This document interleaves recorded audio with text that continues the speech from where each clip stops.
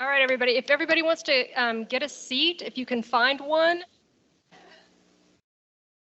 we are going to be starting exactly on time and on schedule today. We do share your concerns about getting out of here before 5 o'clock, so.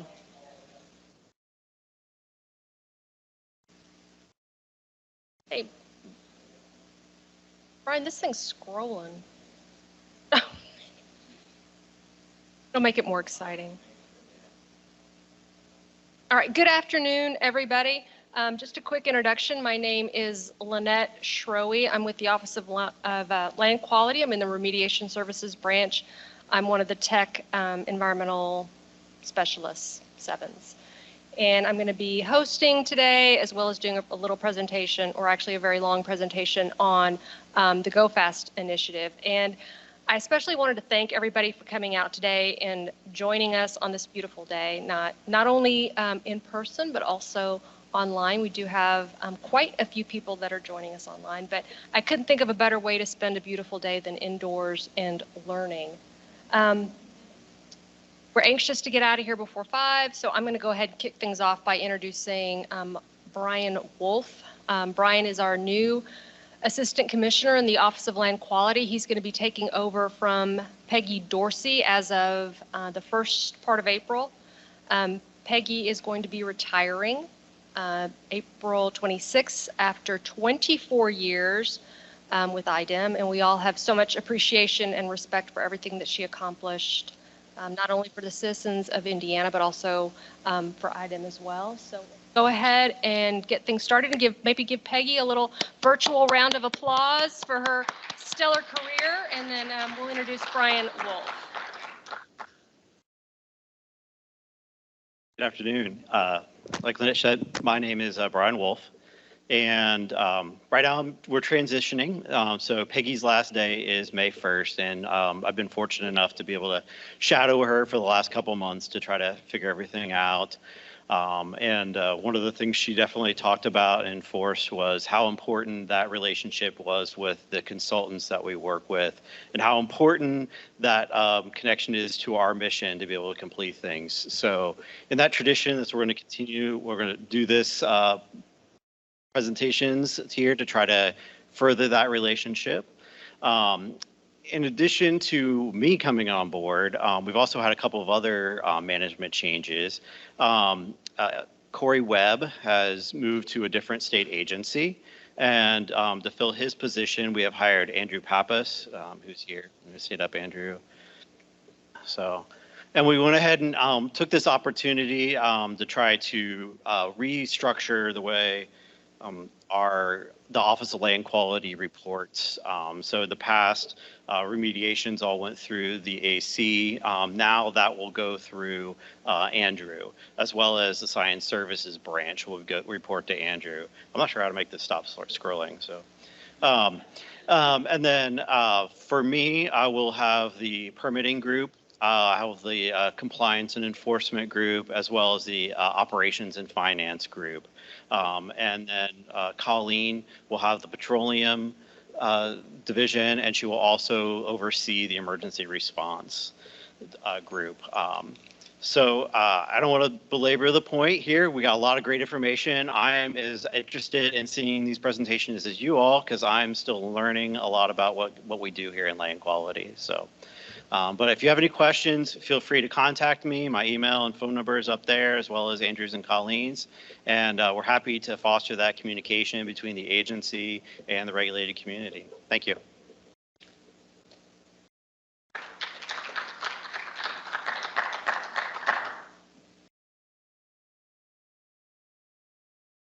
Brian, I don't know the scrolling thing. All right, so give me a second. Let me get my presentation loaded.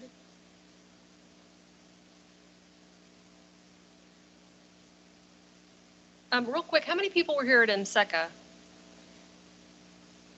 Okay, full disclosure, I'm going to be recycling a lot of the jokes I used last time.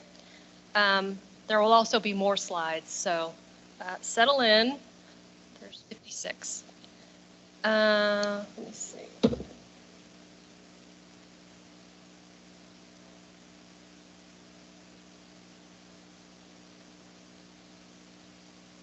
Okay. Okay. So again, my name's Lynette Schroe. I'm the Technical Environmental Specialist in Remediation Services Branch.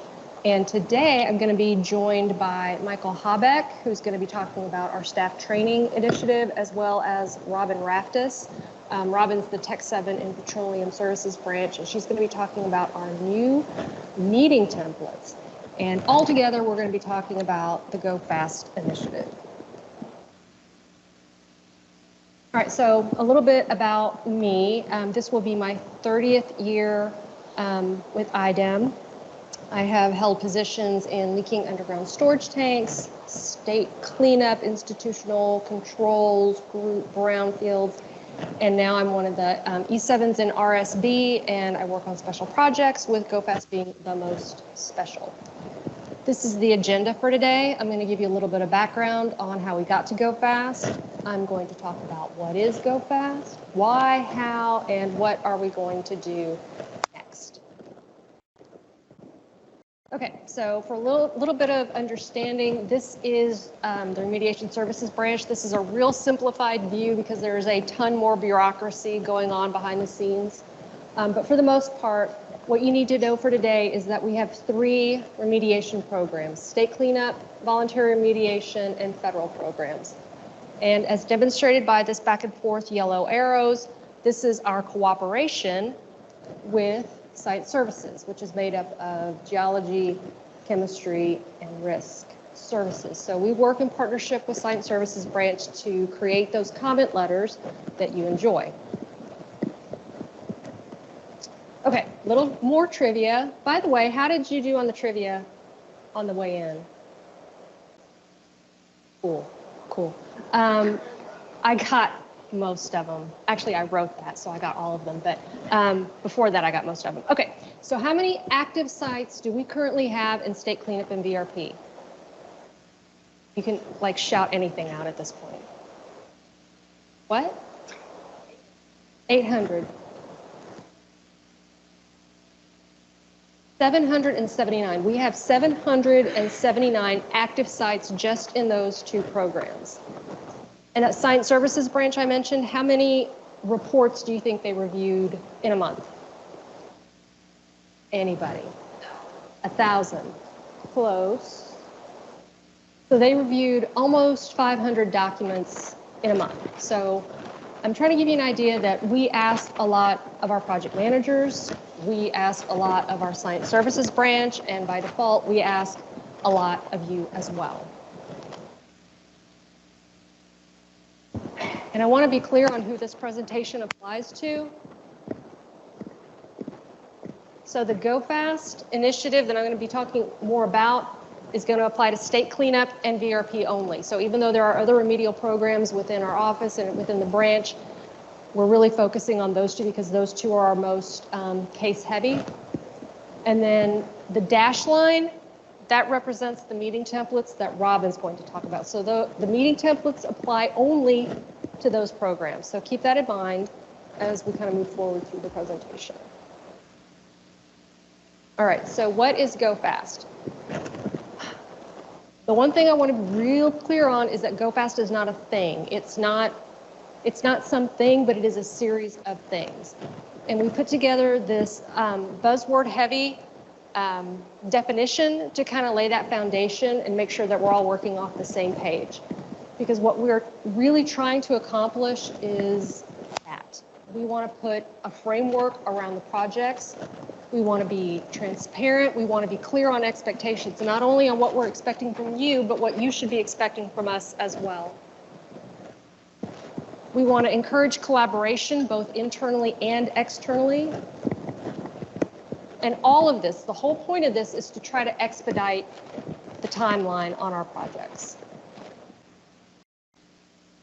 Why are we doing this? Why are we doing this exercise? Why are we trying to increase our process efficiency? So a little background. About a year-ish, year and a half ago, our friend and commissioner, Ryan Rockensous, asked us, how long does it take for a project to get through one of your programs? All right, and that seems like a pretty easy question. course it's not. Of course it isn't, because there are so many variables that are attached to a project, and every project is different. So when you have variables like offsite contamination, do you have insurance problems? Do you have an immediate risk to human health? All of these variables come into play, and they start to stretch out our project timeline. And let me stress and underline, these statistics are super rough. We have never really tracked project duration. We do now, but he asked us for some rough statistics, and this is what we got. So for a state cleanup project, on average, and I mean, if you take some of the really big, awful old sites and combine them with the really new sites that can get to the process rather quickly, on average, we're talking 14 and a half years for a state cleanup project. So we ran the statistics again for VRP. We came up with about 11 and a half years. And we understand the statistics are rough, but I think we can all agree that sometimes the projects take too long, and maybe there's a way that we can work better together to kind of start decreasing that timeline. So this is going to be this is the goal we have set for ourselves. This is the goal we want to partner with you on. This is the goal we came up with when we worked with some external stakeholders last summer. Yeah, over the summer and into the fall. What we think we can do, what we hope we can do, is to cut the timeline in half to about 7 years. So we want to go from that to this, and that to this. So that's kind of the end goal. It's a big goal, but we are making steps to achieve that goal. So why are we doing this? Like, why are we doing Go Fast? First of all, lingering sites stress our internal resources. You may have noticed on the previous chart that our PMs, some of them are juggling 40 plus cases per PM. We have science services reviewing hundreds of documents every month, and it is a stress on our resources, and I'm sure it's a stress on your resources as well. Projects can drag on for years. How many of you are working on sites that are older than 10 years old? Older than 20 years old? Older than 30? Older than you. We do have some of those. Yeah, a couple. I will tell you, when I was a young project manager in state cleanup, my husband and I were expecting our first child. I will tell you that oldest child is now living independently. Other than his health insurance, Netflix account, Amazon account, phone plan, other than that, he's completely on his own. But I mean, that's how long these some of my projects, they're still open over there. So it's not great. It's not great for communities to have lingering sites when they have sites they can't tax, they can't redevelop, they can't move forward on. We're not providing a service to them either. And finally, we have limited processes in place to ensure consistency. I keep kind of going back to the PMs. When they're juggling all of these sites, they have to come up with a way that works for them. But at the same time, we need to have some guardrails up to make sure there's some kind of consistency across the board. I'm sure all of you have worked with different PMs that are just approaching sites in a very different way, and that can cause some conflict and, again, stretch out that project timeline. All right, so how are we going to do this? I think I've given you a good background as to why we want to do this, but what about the how? Okay, so we identified 7 areas where we think we can have some process improvement that will be meaningful to shorten that project timeline. I don't think I want to read them, but project manager roles and expectations, the new meeting templates, documents middle time frames. I'll go over these in more details. Anytime you see a purple highlight, that means I'm going to be tag teaming with Mike or Robin to talk more detail about that specific segment of the presentation. So, you guys ready? All right, number 1, project manager roles, expectations, and metrics. So one thing that we want to do is we want to better define our project manager roles. We want our PMs to focus on their project management responsibilities. We want them and encourage them to collaborate both internally and externally. And we want to standardize work through less variability. So when I mentioned, having PMs be a little bit more consistent when they're reviewing and putting up those guardrails, that's what we're talking about. All right, quantifiable expectations. Surprise, if you keep a project on schedule, it's better for everybody. It's not only better for you, it's better for us, and it's better for the people that are affected by these projects directly. We want to make sure that you get your NFAs in a timely manner. Once your responsibilities to the site are fulfilled, we want to be sure that you're getting the closure you need for your clients. And we want to be sure that there's conversations being initiated within 14 days. Currently, it's all high priority sites. So if a site's coming in, it's a high priority. We want to be sure that project managers are talking directly to you, to the responsible party, to make sure that everybody's on the same page and that expectations are clear on both sides. Right now, it's only high priority sites. We do anticipate ramping that up to every site. So every site that comes in the door, you should be getting a phone call. Finally, metrics. So when Commissioner Rockensus asked us how many sites, how long it takes for a site to go through the process, we didn't have an answer because we didn't really track that information. But again, we are tracking it now. So we developed some metrics. We use Power BI and we use Excel dashboards. Are you guys familiar with those at all? Just me? All right, well, and I'm glad you're here because this will be very interesting, I think. Okay, so this is Power BI. We feed it the data from all of our different programs and we come up with this. This dashboard, these three things are the three different tabs that divides all this information. So we have RSB metrics, we have a BAP, and we also have a timeline. This can get down to a granular level and tell us how our PMs are doing. So I can click on, here's a list of PMs, I can click on any PM and it will tell me how many sites are in the active investigation phase, how many sites are in active monitoring, how many have been closed with an ERC, how many transferred. So all of this information I can get per PM, I can get it per program, or I can combine this information and consolidate this information and give me kind of a more overall look. So it divides the project status, it gives me the number, it gives me the number of sites per PM, and then all of this is detailed down here in the attribute table. So kind of at a glance and at any time I want, I can find this information.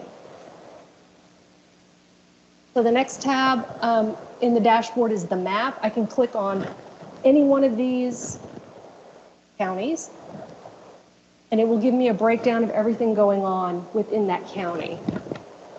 So when we get questions like, well, how many active investigations do you have going on right now? I can find that out. Or how many sites have closed with an ERC in Delaware County? I can find that out. And then finally,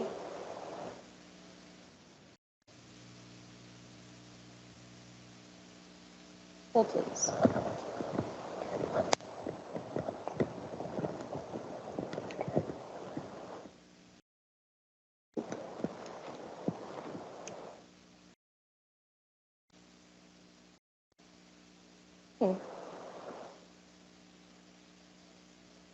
Finally, this is the timeline. What we're really interested in finding out is how long do projects take. So I'm still working on this. I haven't figured it out quite yet, but yeah, this is every active site that we have, and I'm going to start kind of comparing it against the closure dates, which should give me a better idea of exactly that duration, and then see like all these improvements that we're trying to make, to see if it's making a difference in improving that timeline. Let me try this again. Okay, with that time. Okay, cool. So this is the other dashboard that I mentioned. This is the Excel dashboard. Every month, I get statistics from all of the programs, and I combine them, and I put it in here. This is all internal information. We don't share this with the outside. This is for our upper management to kind of gauge the health of our programs.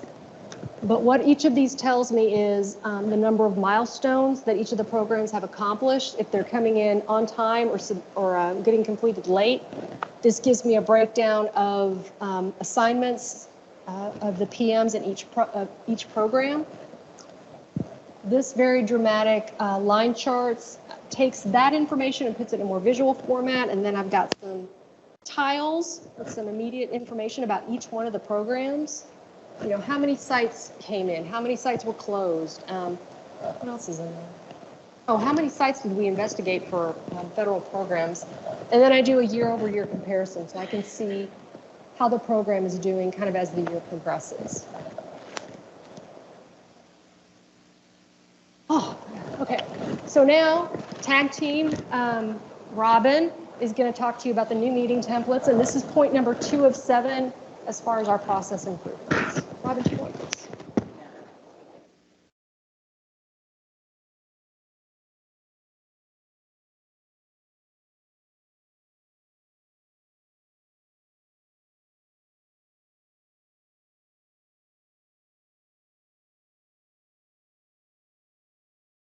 All right, go ahead. First, I'd like to explain why we are using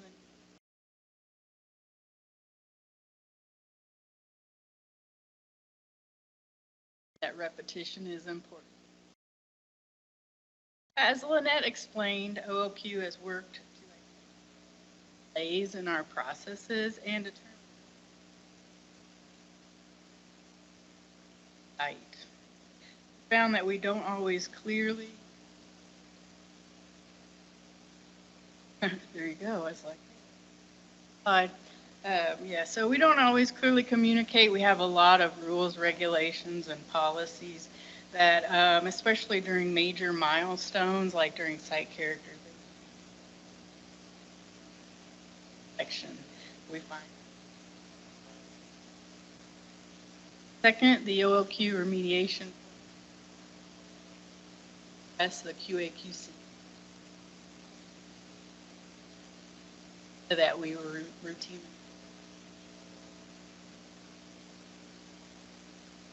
Instead, we are focusing on training staff on common soil and groundwater sampling. Observation notes. SUNS, another acronym.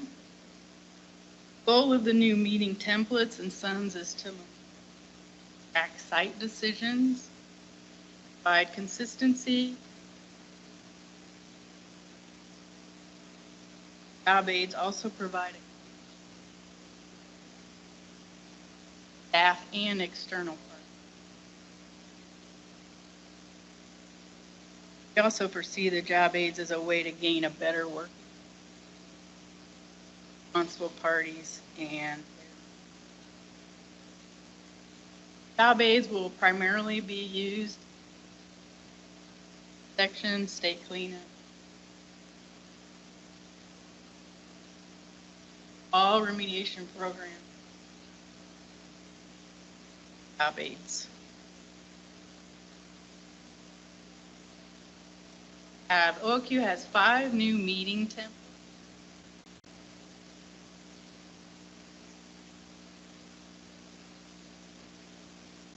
We also have a new meeting template.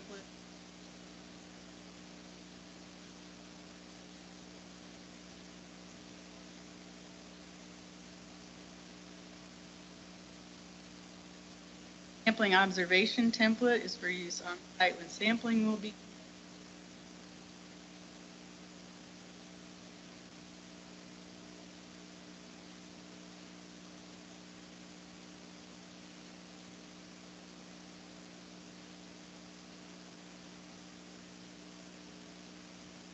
Sampling observation notes sheets, these were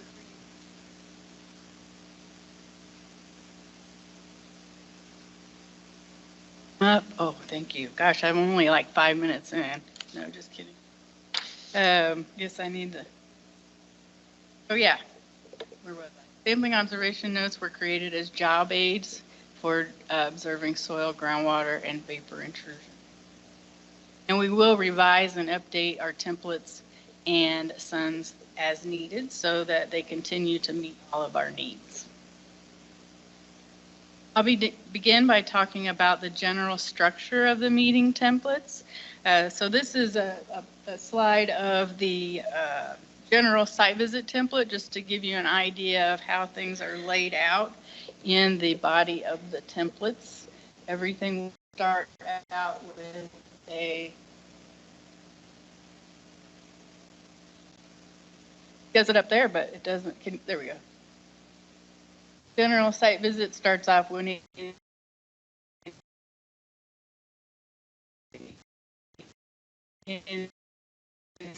sites of meetings. We also will talk about what the general purpose of the meeting for template. Also have headings, and here is their heading. And then we would have some bracket with writing for the project manager to help them, to prompt them to know what they want to do in each section.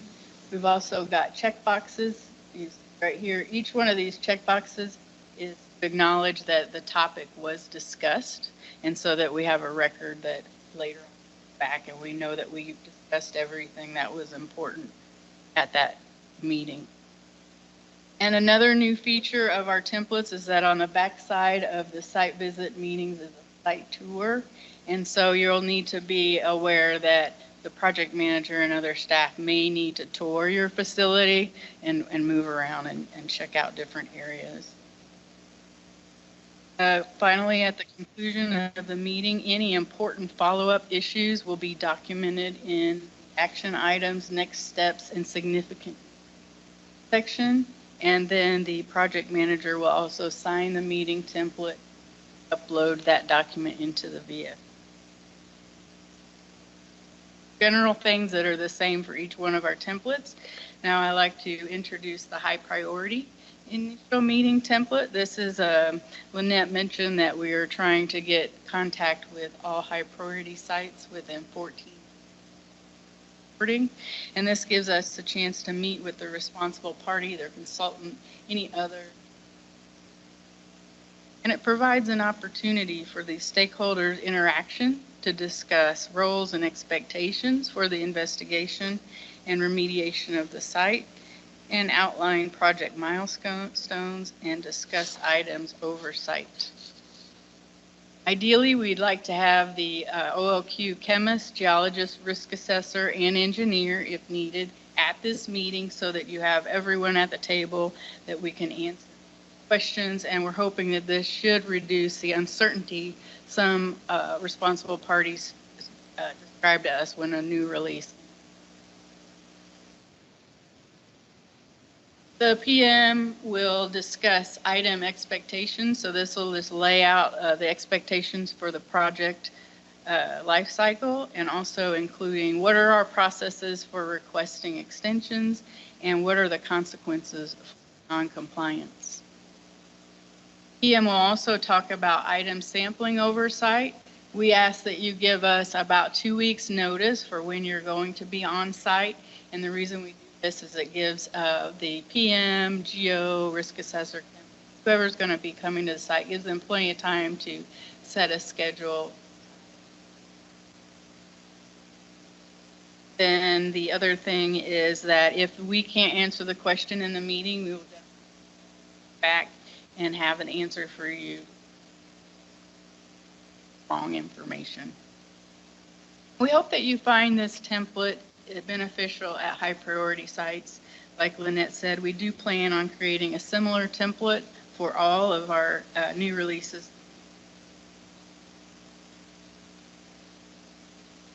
All right, so next is the sampling observation information. Again, the idea here is to see the structure, that we've got the same format each time. We're going to want to have site information, contacts, and then get into the meat of the topics. So the purpose of the sampling observation template is to meet on site when sampling is being conducted. Some chemist, geologist, or risk assessor may be present. On the back side of this template is the site tour again. So after you have your meeting, then you'll project manager, whoever, around to the site and let them see their areas that they need to look at. After the sampling observation template is completed, and the OOQ staff will then observe a soil, groundwater, or vapor intrusion, and maybe more than one sampling event. These are the sampling observation notes that we use. This is an example of the groundwater sampling observation note. So for a successful observation event, it is very important that whoever is doing the sampling hold off and wait until the IDEM representatives are ready to observe the sampling. The SUNs contain about 15 questions. So again, they start with the body of the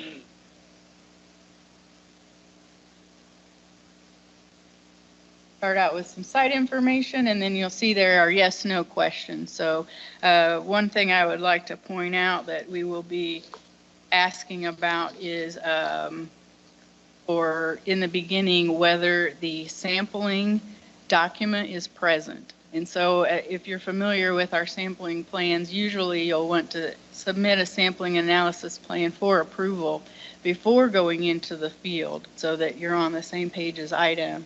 Well, that sampling plan should be available, or it should be referenced by the sampler.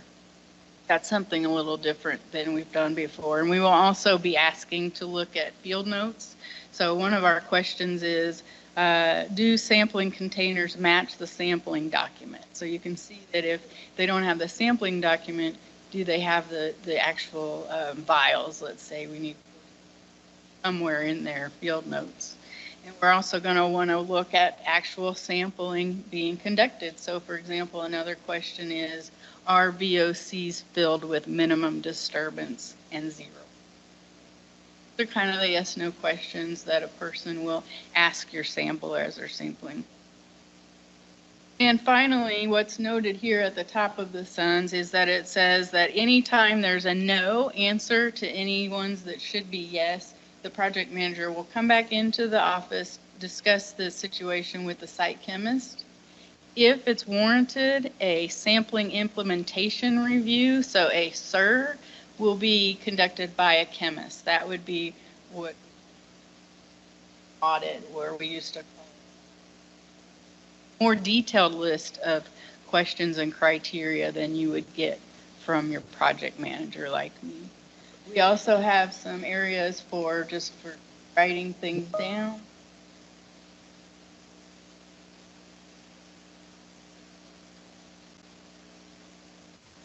Anyway, I'm going to come over.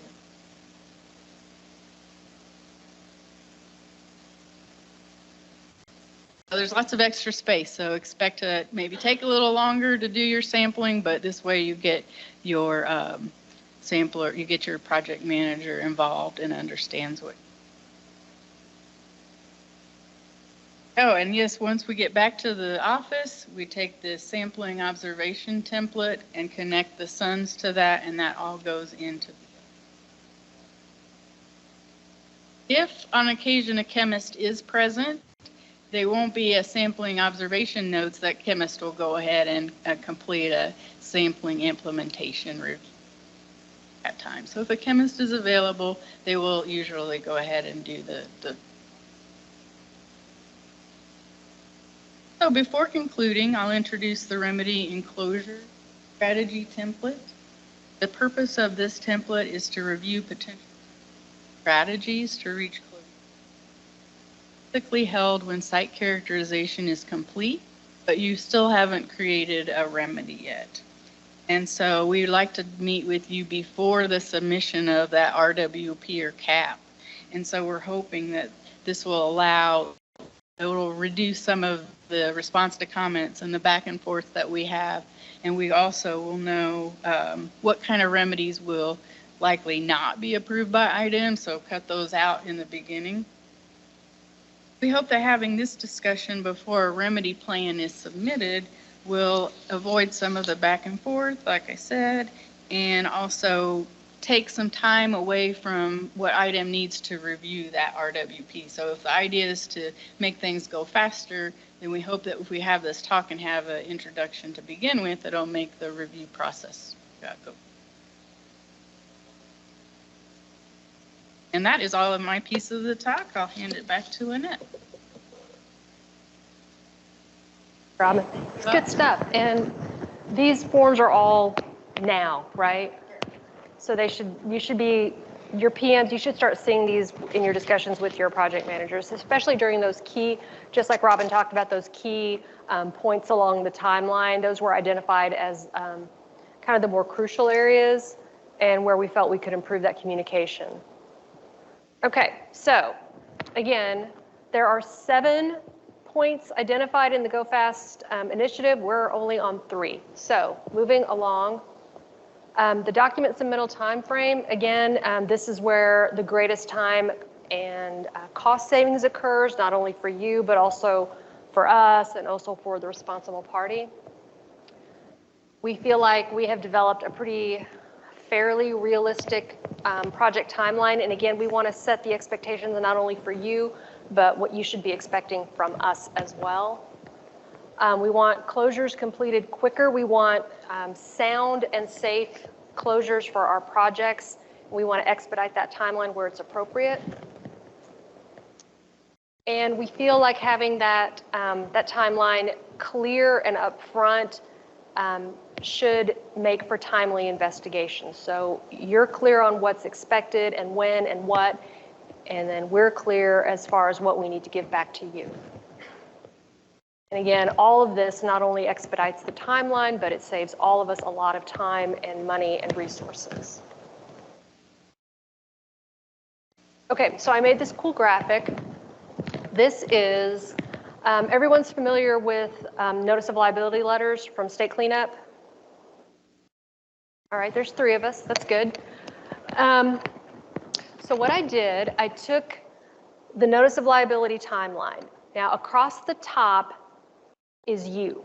So this is the reports that are due and the time in which these reports are expected to IDEM.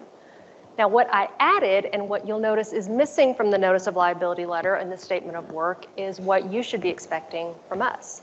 So throughout this whole Go Fast, as we were developing, it was like, what is reasonable? Like, what can we expect from our project managers? What, you know, how much of a burden is this going to be in our science services branch? And what we came up with was 60 days. So you should expect something back from your project manager in 60 days. That is our goal. It is a goal. It is not the floor. No, it's not the ceiling, it's the floor. So do not call the section chief on day 61 wanting to know what when your comment letter is due. Rest assured, we are working on it, but this is what we're going to try and start implementing with our project managers, as well as science services, because we rely on them pretty heavily. So I did the same thing with VRP. Again, this is your part of the equation, and then everything on the bottom is our part of the equation. Now, when I did this at IMSECA, they wanted to know why the timelines were different. Does anybody know why? All right, it's just me again. That's cool. I'll tell you. This is why it takes longer in VRP. VRP has a very very rule-centered public comment period, and that adds a lot of time to their equation. And they also, this part, apparently getting a document signed through the governor's office takes a really long time. So their project timeline is a little bit different, but as far as investigation and the remediation and the final closure documents, everything else is pretty much the same. So again, remember I said our goal was 7 years. So this is a perfect timeline. This is, your reports are beautiful. Nobody can criticize it in any way. This is the perfect timeline. So what our goal is 7 years, which we think is reasonable. All right. Okay. Create and institute report templates and checklists. Okay, so what we figured was the best way to get information that we need is to ask you up front rather than you 6 months after the fact what we were looking for. So right now, state cleanup has 1. That is the statement of work and the notice of liability letter that I mentioned earlier. It kind of gives a nice timeline and report requirements. VRP has 2. They have the remediation work plan, and I always mess this up, the remediation complete checklist, something. So what we did, we took a page from petroleum services, and we came up with many, many more checklists. Let's see if I want to do this one. Yeah, this is all good. Okay. So we took a page from petroleum remediation services, and this is what we've come up with. These are all coming out this year. 3 of them are new, 2 of them are being updated, and these are all going to be official state forms. So for VRP, they're going to have a VRIP. I know that one is in state forms now being reviewed. It should be out next month. In state cleanup, the site characterization, they just finished internal comments. That's going to be going upstairs. That one should be ready in June.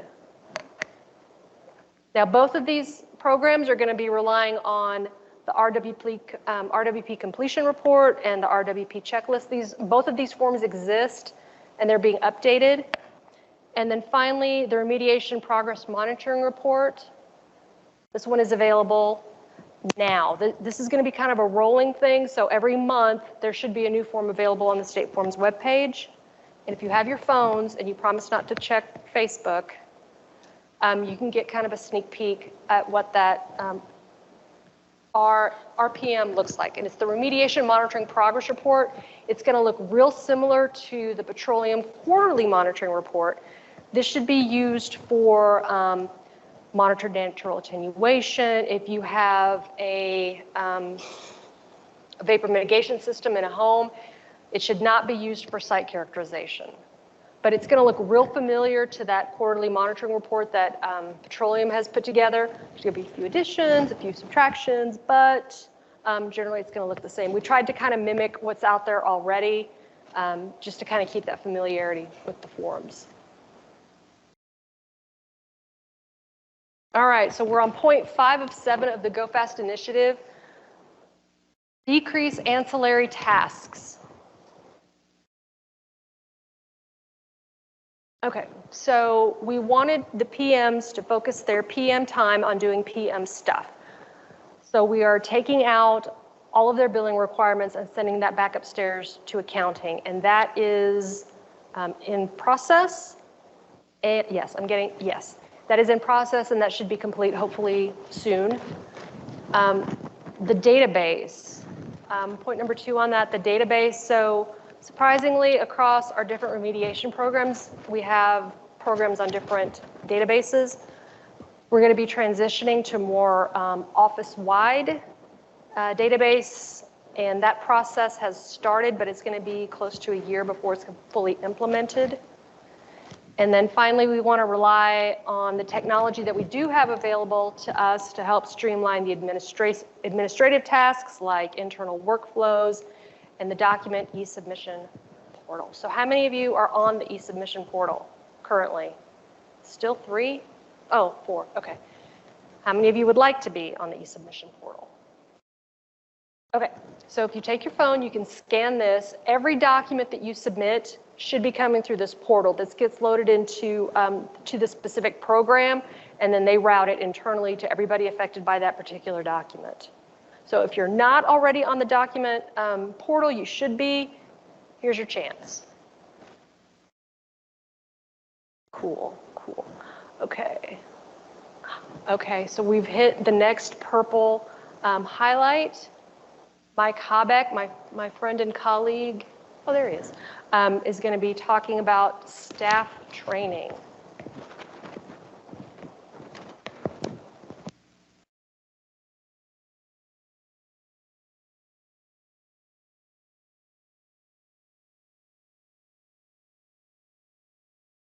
Is this on? Okay.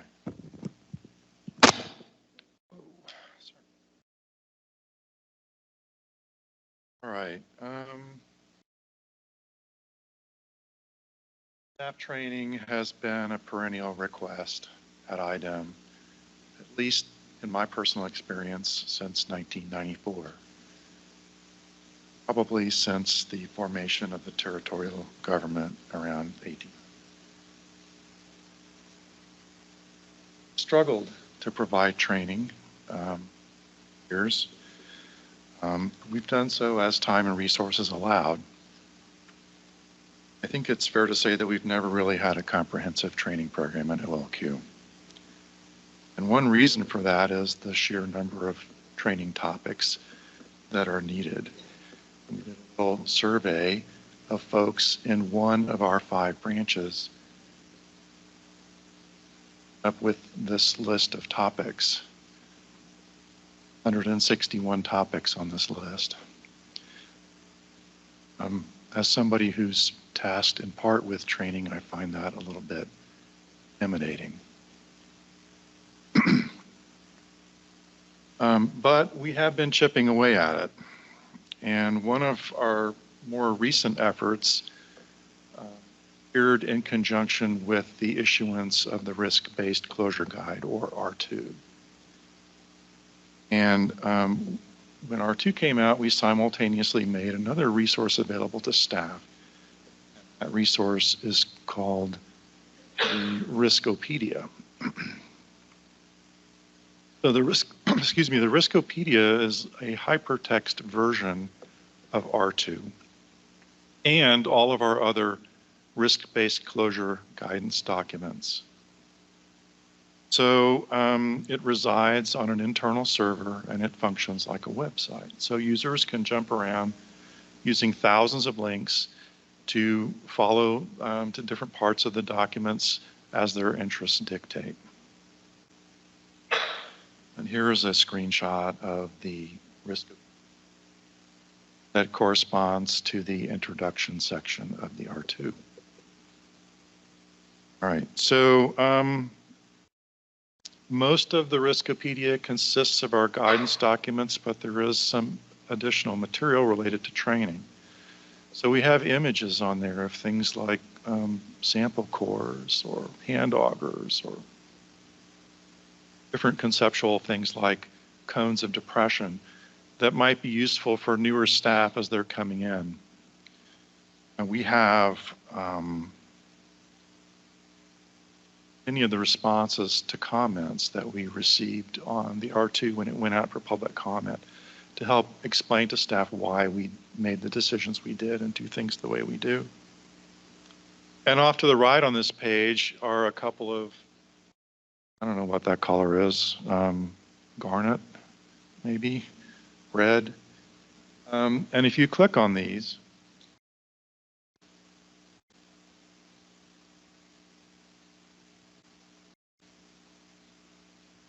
they will take you to pre-recorded training modules. There's one for, it says risk-based closure, what and why, and the other one says risk-based closure process overview. So there's about 40 of these modules that are scattered around in the Riskopedia for staff to access and use if they want some additional instruction on how things work.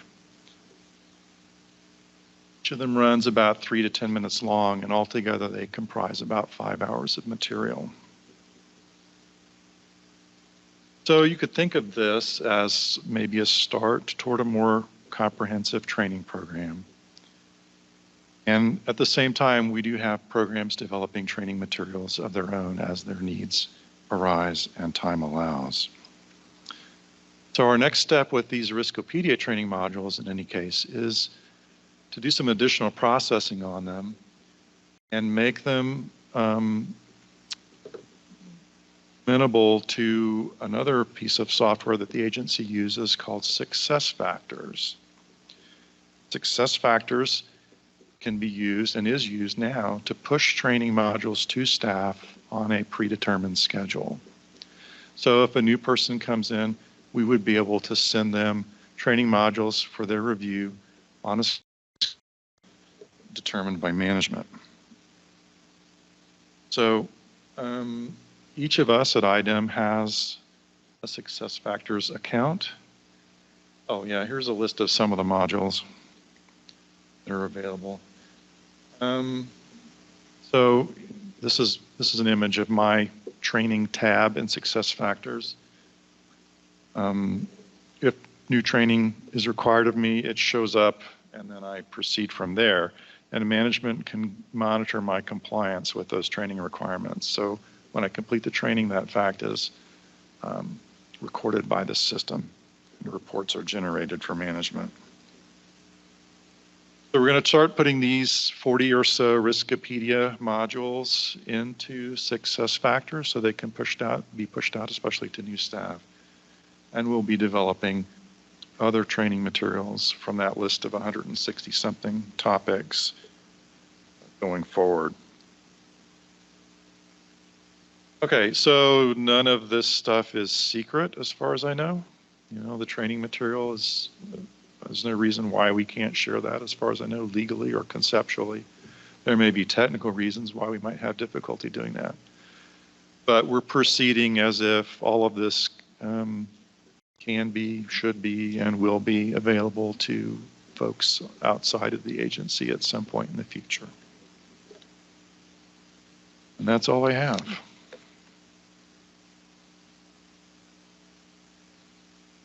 Oh, it's good stuff. Okay, everybody, we did it. We're at point 7 of 7 for the Go Fast process improvements. So the last point that I want to talk about today is consultant collaboration and training, which is what we're doing here with you today, right now. I was thinking about this on the way in. This is actually the first IDEM OLQ Consultants Day that we've sponsored, and I think it's been like 5 years, which is a long time. So I think, I've talked about this with my branch chief, but one thing we're talking about doing is making this a little more frequent so that you're getting the information you need to do your jobs well. All right, so point 7, the last point for today, consultant collaboration.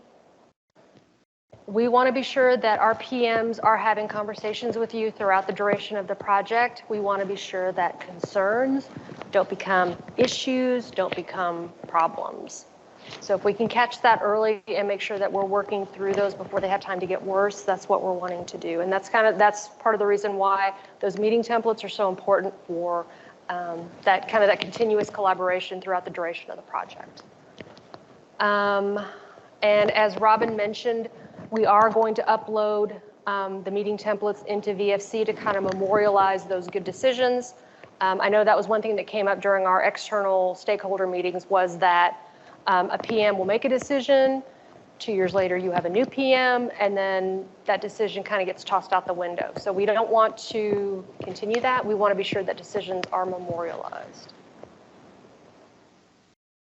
And as Mike mentioned, all these training, all those 161 topics that he talked about, we want to be sure that you also have the opportunity to learn what we're learning. And we want to make sure that we're all working on the same page. So Mike and I have talked about this, but what we're hoping to do is kind of turn all of our internal training modules outside so that you can see them as well.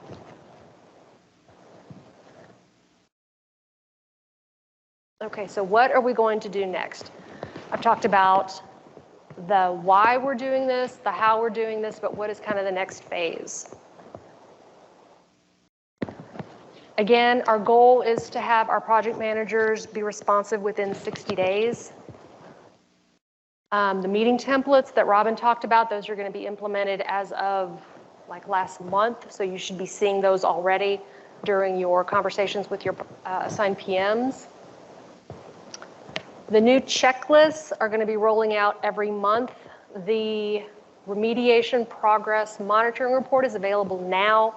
The VRIP is going to be next. And then again, we're going to roll out those other 3 new forms and or updated forms every month.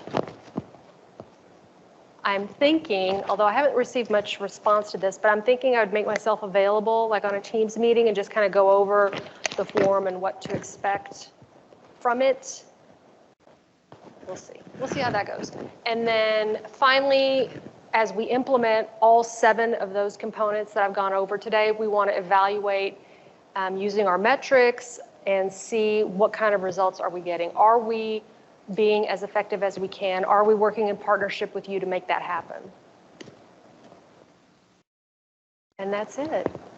That's it. We did it. If you have any questions at all, feel free to contact Michael or Robin.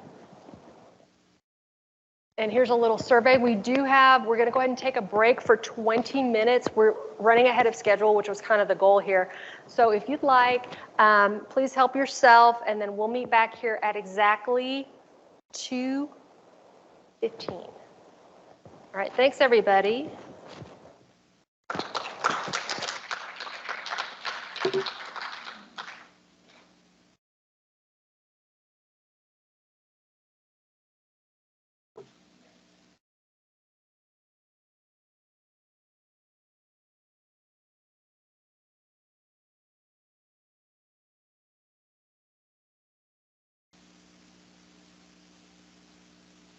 Okay, everybody, let's go ahead and get started.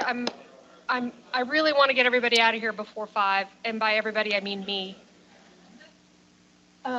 So my next guest is Kevin Davis. Kevin is the branch chief over remediation services, and Kevin is going to be talking about the different programs within RSB. Thank you very much. Take the mic. Yay, Lynette. All right, I'm not as eloquent as some of the previous speakers, but I'll try to make do. I am the Remediation Services Branch Chief. I've been doing it for about 3 years. You guys may know me over the past 30 years that I've been working with IDEM. I may have been your site geologist at one time. I spent about 9 years, like Lynette, as she mentioned. She and I both have trouble keeping a job.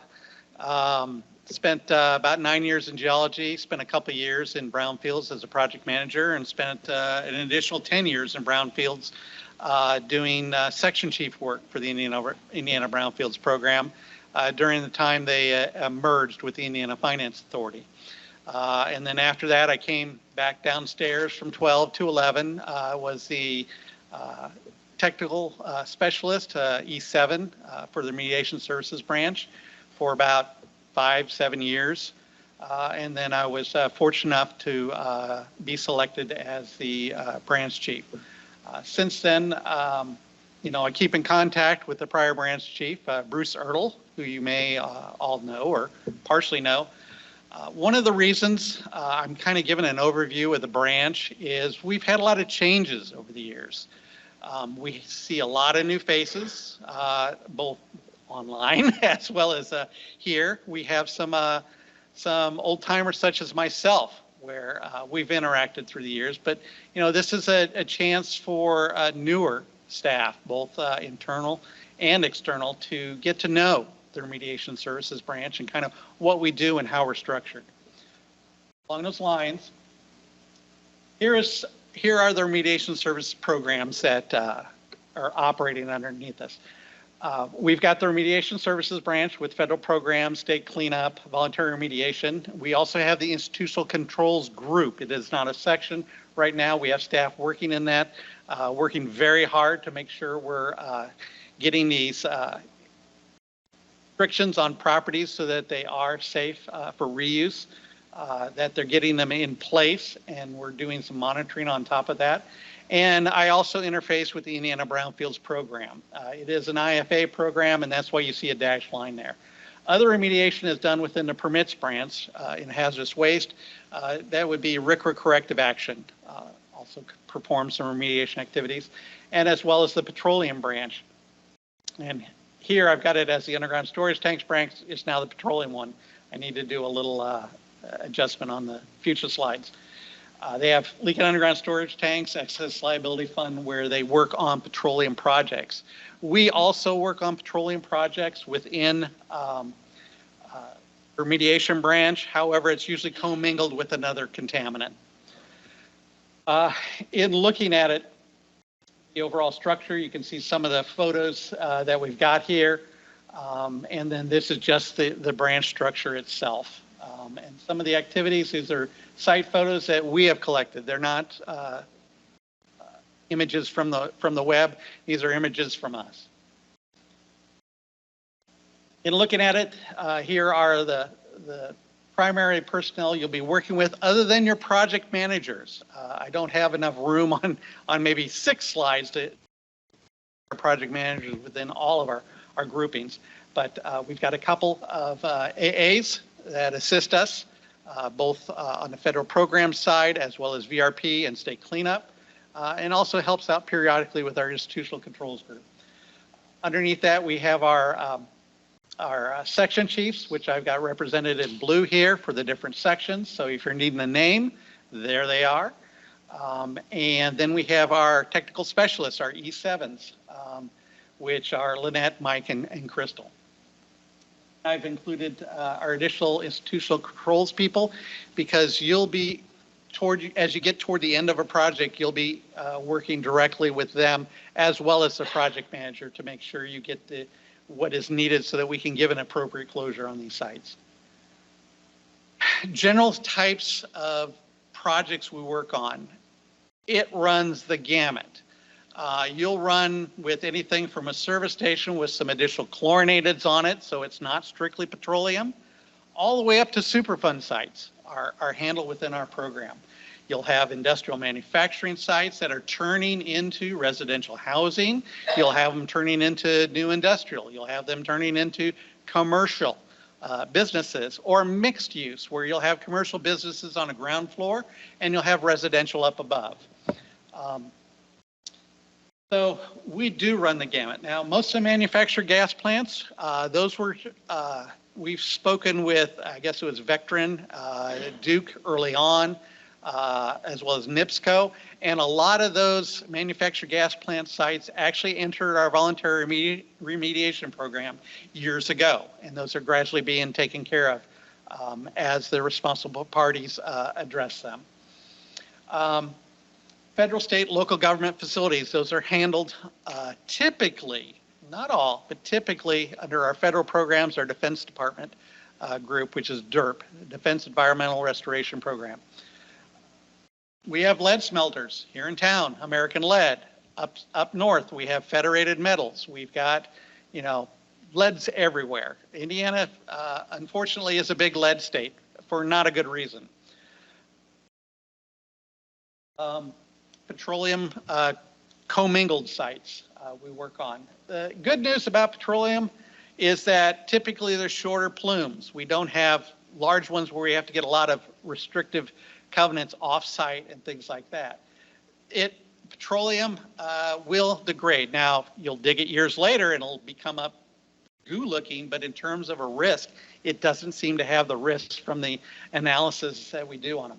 Chlorinated sites, that's kind of a different story. We've got chlorinated sites where you've got over a mile-long plume, some of them 2-mile plumes. And so when Lynette's talking about some of these long-term sites, typically those are long-term chlorinated sites. Lynette and I met, she was a project manager and I was her site geologist early on in the process when she was in state cleanup for the Meridian Road landfill site out near Fortville. It is still an active site with active bioremediation going on after a long-term pump and treat. So there are reasons that sites end up very long-term because the plumes are so long. These plumes didn't happen overnight and they're not going to get cleaned up overnight or able to be addressed overnight. As you can see, Connorsville Vistion goes all the way down to the river there. And we've been working on it with injections and a lot of additional work has been done at the plant itself. They're difficult, they're expensive. They are long and sinuous, very interesting the way they hold together, unlike the typical petroleum plume. It could be 10 years, it could be hundreds of years. We've got a site up north that's in our Superfund program. I think, if I remember correctly, we're looking at over 230 years is the estimated time frame when the groundwater will still be impacted over drinking water levels. I think that is a very non-conservative estimate for that site. It is the Galen Meyer site up in the South Bend Elkhart area. Other ones, we have metals contaminated sites, lead sites, chromium sites. It all depends on what you're looking at. If you're looking at Evansville, you're looking at lead contamination. It's a Superfund site. if you take a look at all those nice little brown areas, the original area was yellow. Okay, the brown area on there is the expanded area where they found additional lead impacts. And the EPA is looking at cleaning up all of those areas. It is massive. If I remember right, is Jessica here? I think this has been about a 10-year remediation by EPA in the different phases that's been going on. The bad news about metals, they're not degrading, okay? Typically with the smelters or battery recyclers, it's an air deposition thing where it's spread far and wide. Once it's on the ground, it's on the ground, unless you have some leaching to groundwater that goes along with it. The site project process, when you're looking at overall, this is kind of the process that Lynette showed you in her long timeline, her horizontal timeline. This is kind of a vertical one for each one of the separate programs. Brownfields has a process. The federal programs has a separate process according to the federal rules. We would like to have a site to meet some of these goals that we're looking at, a site investigated, the investigation complete within the first 2 years. Yes, we're aware that insurance, permissions from offsite property owners, cities, and other factors may hinder meeting some of that timeline. But if you don't set a goal, you can't try to achieve it. And so that's why we have a goal of, we would like to try to get a site investigated so we can go on to the next phase within the first 2 years. And that's how we've structured kind of our overall timeline on Go Fast. Under federal programs, we do site investigation. For the newer people, site investigation is the lead in to becoming a Superfund site. It determines whether or not a site could be potentially eligible for Superfund.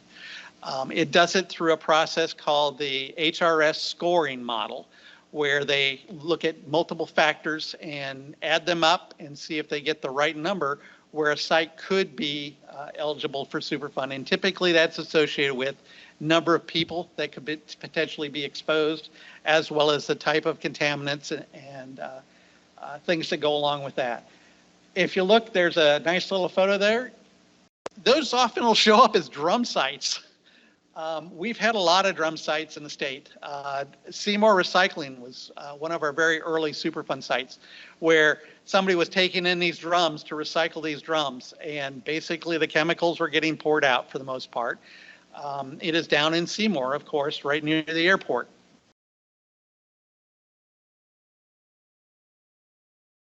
The 80s. The funding for this, for our program, is through federal grants, okay? Jessica is the section chief, Jessica Fliss. She is our largest holder of grants within the remediation services branch, okay? Because the feds provide grants per site or as groupings for us to manage their entirety of the Superfund sites that we're managing. We also have grants through our Defense Environmental Restoration Program. So that's how we are funded within that group. If it scores high enough, it then becomes eligible for Superfund, and that is an additional process on top of that once you get to an NPL listing, and then it gets ranked within EPA on where it sits with other sites of low, medium, and high priority for when they can address those. And then as funding becomes available, and as you all are probably aware from the last surge of Superfund funding that came through a couple of years ago, they are now working through the bulk of that additional work that came through. For example, Martinsville, the work we're doing there down in Martinsville is being funded completely through that additional funding, whereas we do not have a cost match associated with that. And I'll come up to that here in a minute. Oh, there's the former drum recycling right there, Seymour Recycling. It's a lovely place. It was, you know, very scenic if you like getting exposed to things. It's no longer there. you have a flat area, you've got pump and treat capture wells that are still operating to this day. In fact, a few years back, back when I was still the technical specialist for remediation services, we're contacted by the mayor, and he's like, I've got this property, it's not doing me any good, I'd like to redevelop it, can I put commercial there? And we're like, yeah. Anything is possible with the right amount of development that's planned for it, okay?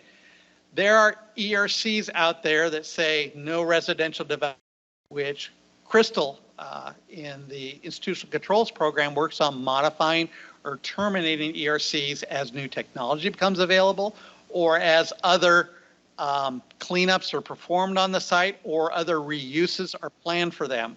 So we can consider additional uses for site, but it needs to be appropriate so that it is safe going forward for how that site will be used. Large, long-term, expensive projects. I'm sure, you know, Jacobsville lead is actually the lead site in Evansville. East Chicago lead, I'm sure you've seen that in the news multiple times over the past few years. The Keystone Corridor here in town, where we had an ongoing cleanup to keep the contamination out of some of the well field located along there. That was originally started with a dry cleaner. Now we're into several dry cleaners, as well as a manufacturing facility. Canmore was an oil recycler here in town. They used to, over there near, not quite near Allison's, but near there, near Riley Tar and Chemical, they used to take in oils from all the different manufacturers, all the different places that collected oil, and they recycled them. They took them up to their facility in Westville. We have a multi-mile long plume in Westville, Indiana, because of the oil recycling that was done from Canmore. Okay, the 1,2-dioxone, I do believe, is the plume. The cleanup is going to be in the tens and tens and tens of millions of dollars. The construction of the pump and treat system is ongoing right now. It's up by the prison. However, fortunately, the prison wells are not impacted. It is beyond the possibility of doing an ERC because of the hundreds, I think at one time, I forget how many hundreds of properties would require an ERC so that they don't drink contaminated groundwater. Funding for sites overall is done by the EPA if you're a Superfund site. If they've got a responsible party, it's all covered. The responsible parties take care of that. However, if there are no responsible parties on it, IDEM has got a 10% match, okay? So EPA will cover us for 90%, then we're covered with, we have to take care of the remaining 10% and any future O&M going on those sites going forward, okay? Petroleum's not an issue within Superfund. It's got kind of its own, what do you call it, Robin? The petroleum exclusion, if I remember right. Petroleum companies were able to get an exclusion many, many years ago, and that kind of keeps them out of Superfund for the most part. Defense Environmental Restoration Program. Got our little shell here. Jefferson Proving Ground. Improving Ground is one of them. We do everything from Crane, we do Grissom Air Force Base, FUDs, which are formerly used defense sites, which are some of the old 1960s Nike missile sites that were put in place in northern Indiana to help protect Chicago against nuclear missiles. And some of these missiles at the time, I think the Nike Jacks, one of them, was nuclear tipped. Those FUD sites have their own challenge, as well as the Defense Department's sites have their own challenges. We're looking at redeveloping portions of them. And in fact, Grissom has had several areas redeveloped on it. Even though, you know, Grissom was the site of a broken arrow. Basically, a nuclear bomber crashed. One of the warheads broke apart during the fire, or at least one of them, and it was cleaned up. So, see, state cleanup program. Ryan Groves is the section chief with the state cleanup program. It is kind of the state version of Superfund. In a way, I refer to it as Superfund Light. However, that doesn't mean they don't have projects almost as hairy as Superfund, and they do in certain instances. Sometimes sites won't score. There aren't enough people there impacted or potentially impacted for a site to score Superfund. That doesn't mean it's not of that caliber in terms of the amount of contamination that's there. It just means it won't score for Superfund for the feds to intercede.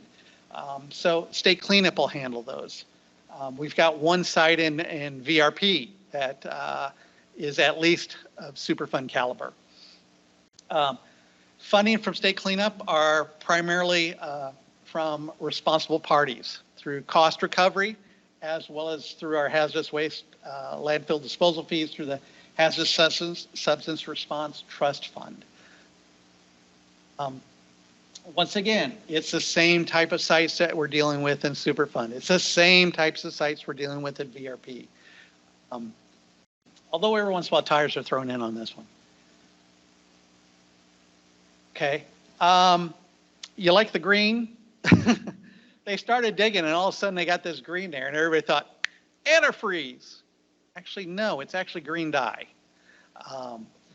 which was really weird. So apparently something got dumped there in some barrel that was a barrel of green dye, and that's what you end up with. Connersville Vistion, GM Bedford, Sanyo in Richmond, Threaded Rod here in town, which is right near Major Tool. Right now, the Threaded Rod area, a lot of those are in the voluntary remediation program now, that entire area there.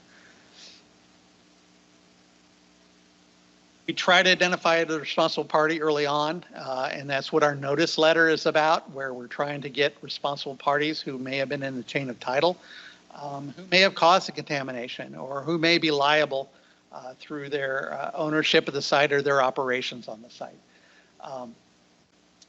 In instances where there's problems in getting responsible parties to come to some sort of agreement to address the issue, we've got agreed orders where we try to work with them cooperatively to get them to sign an agreed order and stating what they will do and what we will do to the exact T to meet their obligations to address their portion of the site or the entire site, depending on what they're responsible for. If we can't come to some agreement and it needs to be addressed, we have something called a commissioner's order, where it's a unilateral order put out by the commissioner to say, yes, this site needs to be cleaned up and you are the responsible party and you will do this. Otherwise, there could be penalties associated with not complying with those orders. And in the end, we're looking at producing a no further action letter. Okay, and that sometimes comes with an institutional control. Sometimes it doesn't, depends on the level of cleanup that has been done on the site. So it is basically an enforcement discretion. It is not a release from liability. Okay, once you've contaminated a site, as long as that contamination is there, it is your responsibility ultimately. So let's say we put in institutional control on a site, and later on someone ignores the ERC and puts in a drinking water well. Guess what? You originally contaminated that site.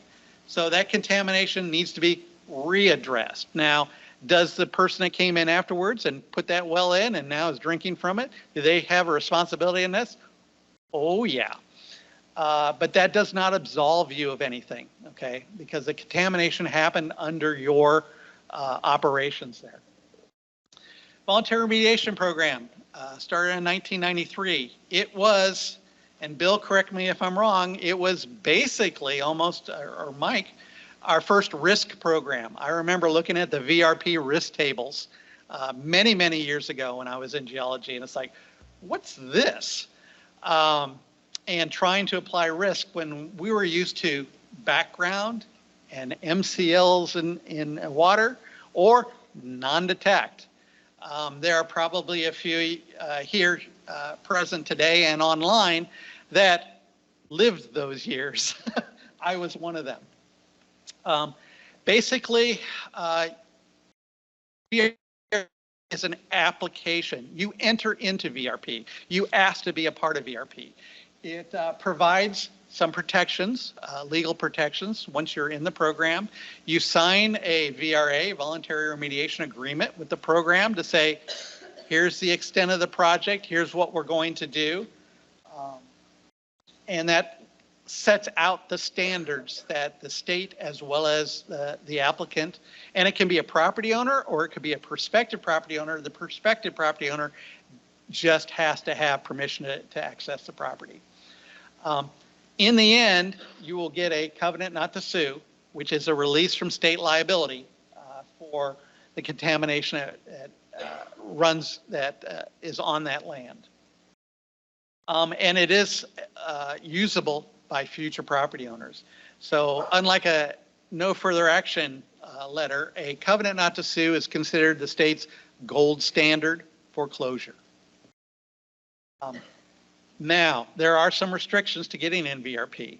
Okay, you cannot be in an enforcement action, and the site is not under an imminent health threat. Okay, those are the two things that will keep you from entering VRP. Funding, there's a $1,000 application fee, and then we do cost recovery of our oversight costs. Once again, it's the same litany sites that Superfund deals with, state cleanup deals with. However, their sites are typically sites where it's either undergone or is undergoing a current or future property transaction. Somebody wants to sell that site. And if you get the gold standard closure from us, it usually helps with the price. Okay. It also helps with defining things. And that's why people want state approval on things, is that they get a defined set of what the standard is for the way this site closed. Okay. And it has state concurrence. Metals, chlorinated sites, small little projects, Citizens Gas Prospect Street, which is now the city county jail. Hammond MGP, Plymate, Valspar. Valspar is now a parking lot over here for Lucas Oil. It was a paint manufacturer. It had some very significant contamination, and we worked with Lori's group on addressing some of that. Dry cleaners, there you go. Someone put up the certified clean sign. It wasn't a prompting by us, but that's the way they interpreted what they were getting from the VRP. Okay. The Brownfields program. It is managed by the Indiana Finance Authority as of 2005. There were originally two Brownfields programs. There was the Technical Brownfields program, which IDEM dealt with, and then there was the financial one where they gave out grants and loans, which was done through the Indiana Finance Authority, since they are the kind of the money agency for the state. They can do investments, make money on money. We aren't set up that way and aren't really allowed to make money on money. And so those programs were legislative merged in 2005. At the time, I was working in the Brownfields program as a project manager. After the merge, I was section chief for about 10 years. They produce comfort letters, which are their interpretation of liability determinations for sites. If you have a site, you provide them the information through their phase one and all appropriate inquiry phase one, and they will look at it and say, okay, here's what your risks are. Here's what you need to do to mitigate them. And so they provide the state's opinion on how to address those issues that are at sites. Originally, it was funded from $10 million from the Hazardous Substance Response Trust Fund. Don't say that to Ryan. He's still a little bitter, but we're working on him on that one. Takes so much help for him on that one. Because he'd like to see $10 million to work on some additional sites and do some additional cleanups with it. But they've done a very good job with it, so you can't begrudge them that. In other states, the brownfields program is kind of the voluntary program. They're kind of merged together. They're one and the same. Here they are separate. It's for sites with known contamination or perceived contamination. They're trying to remove any barriers that you might have for redevelopment out there, because people come to brownfields to say, I'm looking to purchase this site. Unfortunately, typically when a developer is looking at a piece of property, the environment portion is usually thought of last. They want to get their financing in place. They want to get agreement with the owner. They want to get the engineering set. They want to get all these things in place. And then someone goes, oh, wait a minute. Is it clean? And can we do what we want to do? And then typically we see them at the last minute and it's like, yeah, we'll see what we can do to help you out here. It isn't easy, but we're used to it. We try to make it work as best we can within the time frames that we have available to us. Most of the time it works. Sometimes we're going to need some additional time. A lot of redevelopments are driven by basically the cost of money and the cost it takes to loan money and to use that money. And so it can be windows of 30 days or 60 days or 90 days, and those windows can close. And so it can become difficult at that point. Back when I was a project manager and was managing the redevelopment of the Lucas Oil property, there were some very tight time frames. And you were looking at the time, I think we were over $600 million with a contingency that was set aside. The amount of funding that was set aside for the environmental portion, because it was an engineering project, there wasn't, okay? We were looking at potentially up to $60 to $90 million to address the soils at that site for landfilling. That was the number that was quoted for Southside Landfill to utilize that as waste. In the end, it ended up going over there as cover, and I think the total cost, which came out of the contingency, was around $11 million. Okay. There was also a small manufactured gas plant on the Lucas Oil site. It was located over there on the eastern portion, northeastern portion of the property. You guys all know the large post office right across the street from Lucas Oil takes up a whole city block plus. Okay. You know why it takes up so much room? Because originally it replaced a factory that was there. It was the world's largest manufacturer of saws, hand saws, back in the 1800s. And they built a manufactured gas plant right next door and piped it underneath the street there to provide the gas they needed to cut the steel, anneal the steel, to make these saws and run the equipment over there. So it was a large, huge manufacturing plant. Major Tool is sitting on a former Ertl site, as well as I think it was Atlas before that, where they made engines. And it was a very large parcel, which has been broken up over time into smaller manufacturing parcels. And now Major Tool has repurchased a lot of those parcels and is expanding as their business expands.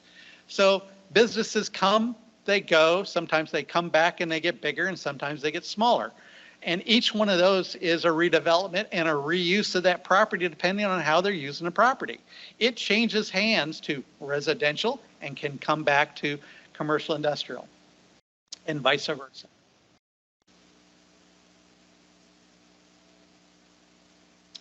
Once again, brownfields also deals with sites that are everything from the very small gas station all the way up to pretty much almost a Superfund site. They can get really difficult, but you know, if the desire is there and the funding is available, you'd be surprised what developers want to do with property that's out there. It's amazing. Lucas Oil, Erskine Commons, when I was project manager in brownfields, former landfill within the southern boundary of South Bend.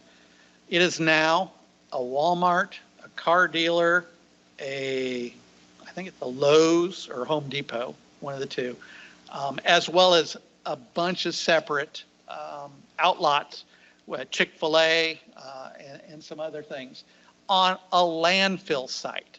This site was thought of as being horrible. Nobody wanted to touch it until I do believe Brownfields provided some funding to do some investigation there, and they realized, hey, it's not as bad as we thought it was. It cost a couple of million to take care of the issues, but in the end, it was a spectacular win for the community, a win for the city in terms of tax base and jobs. And so you're taking an abandoned piece of property that nobody wanted anything to do with, and now you've got something pretty awesome from it. Perfection Paints, that's right there in the bottom. Nasty paint site, lots of pockets of paint. You'd be digging and find all sorts of stuff, but now it's an apartment complex. It's high-end. Institutional controls, as I kind of mentioned, Crystal will get into that. Overall, there's environmental restrictive covenants that we work with, environmental restrictive ordinances, which are community-based. They're which could be either the county or the city. They're the ones that enact them and enforce them, which are typically done for landfills. House Enrolled Act 1162 brought risk to our front door, and we've been doing management of risk ever since.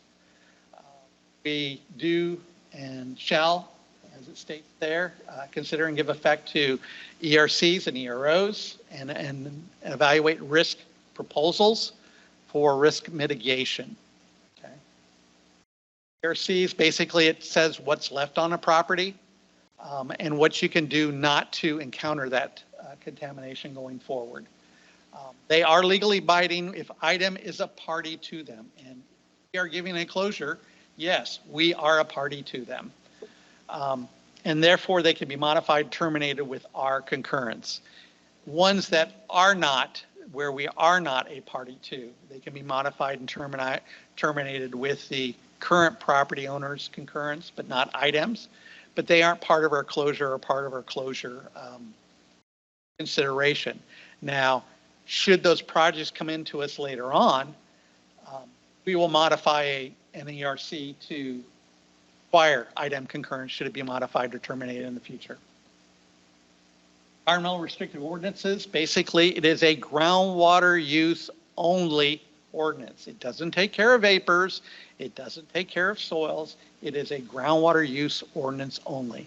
There's multiple types out there, everywhere from a drinking water well permit program all the way up to thou shalt not drink groundwater no matter what. Some of them were put into effect just to sustain the municipality's utility program, in that anything within the city limits is required to be on city water. Little fact from about 20 years ago, real quick, and I know Lynette's giving me to hurry up. I was told at one time that the city of Indianapolis, approximately 1/2 of all the residences within the area of city of Indianapolis are on a well. I think that percentage is down. I think it may be down around 40% now, but it is a huge, huge number. South Bend, Elkhart, under the sole source aquifer, tons of wells. In fact, the big problem with South Bend and Elkhart was they had dry wells, where if you dumped it in, it went out of sight, out of mind, and so there was no problem. There was a problem. They just didn't realize it until later on. All right. EROs developed, passed by local corporations.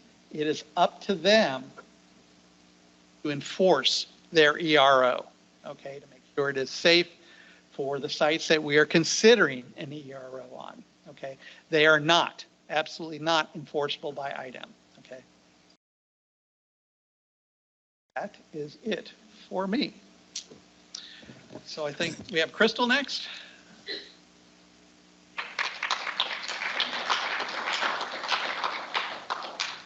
Thank you.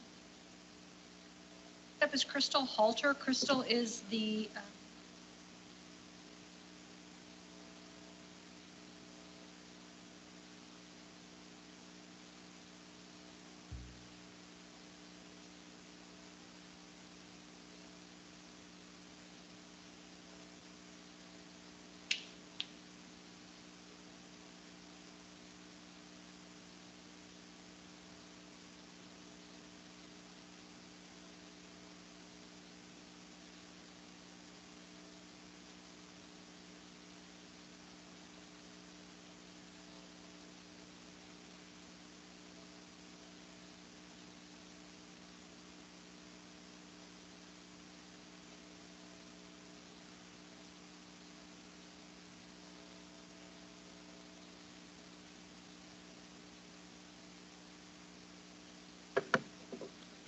I'm Crystal Halter, and I'm the Technical Environmental Specialist for the Remediation Branch and Manager for the Institutional Controls Group.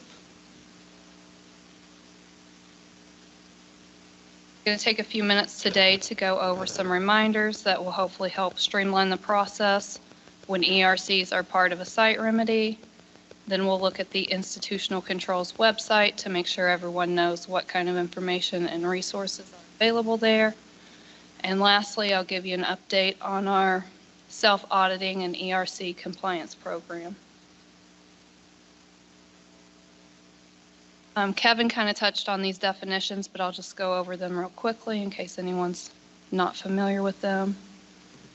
An institutional control is an administratively or legally enforceable measure that limits human exposure to release-related chemicals, exceeding unconditional remediation objectives, and those main types that we deal with are the ERCs and the EROs. An ERC is tied to a property deed and limits the activities that can be performed on the property and/or requires the operation and maintenance of engineering controls on the property. ERCs run with the land and are binding on subsequent landowners. And an ERO is adopted by a municipal corporation and limits the use of groundwater for a specified area. So the first reminder I wanted to share with you is that we strongly urge you to use the ERC templates that we have available on our website. Using the template will save everyone time and effort and reduce the back and forth between IDEM and you. On a similar note, please provide a copy of the deed along with your draft ERC so we can verify the property ownership and the other information in the ERC the first time around. We can't verify that information or verify ownership or approve the ERC unless we have a copy of the deed. And also, please wait until you've received approval from IDEM before recording the ERC. Sometimes we get them back with significant errors, and we have to record an affidavit to correct those errors, which slows down site progress. And the last reminder I want to give you is to be mindful of exhibit formatting. Since every recorder's office is different in their scanning and copying abilities, we always recommend that exhibits be standard 8.5 by 11 inch, black and white, non-aerial with extraneous information removed so they remain legible after being scanned or copied.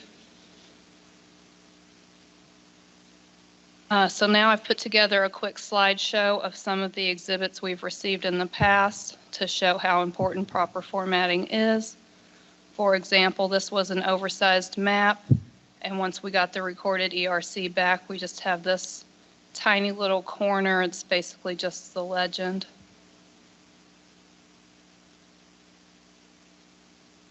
And here's another one that's basically just the legend, so we have no details of where the site's at.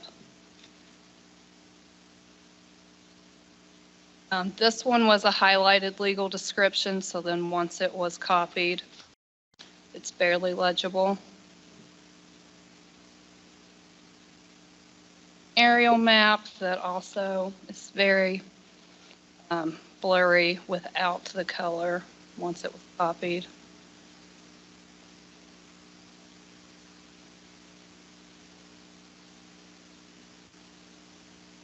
The map portion looks pretty good, but there's just too much information with the data boxes. You can't see any of the data.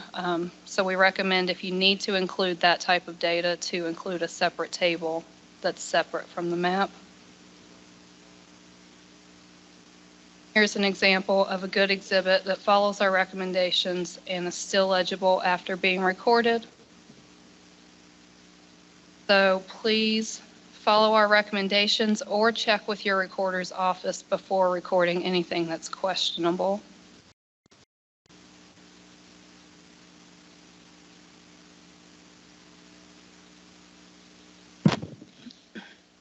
Okay, now I want to go ahead and take a look at our website.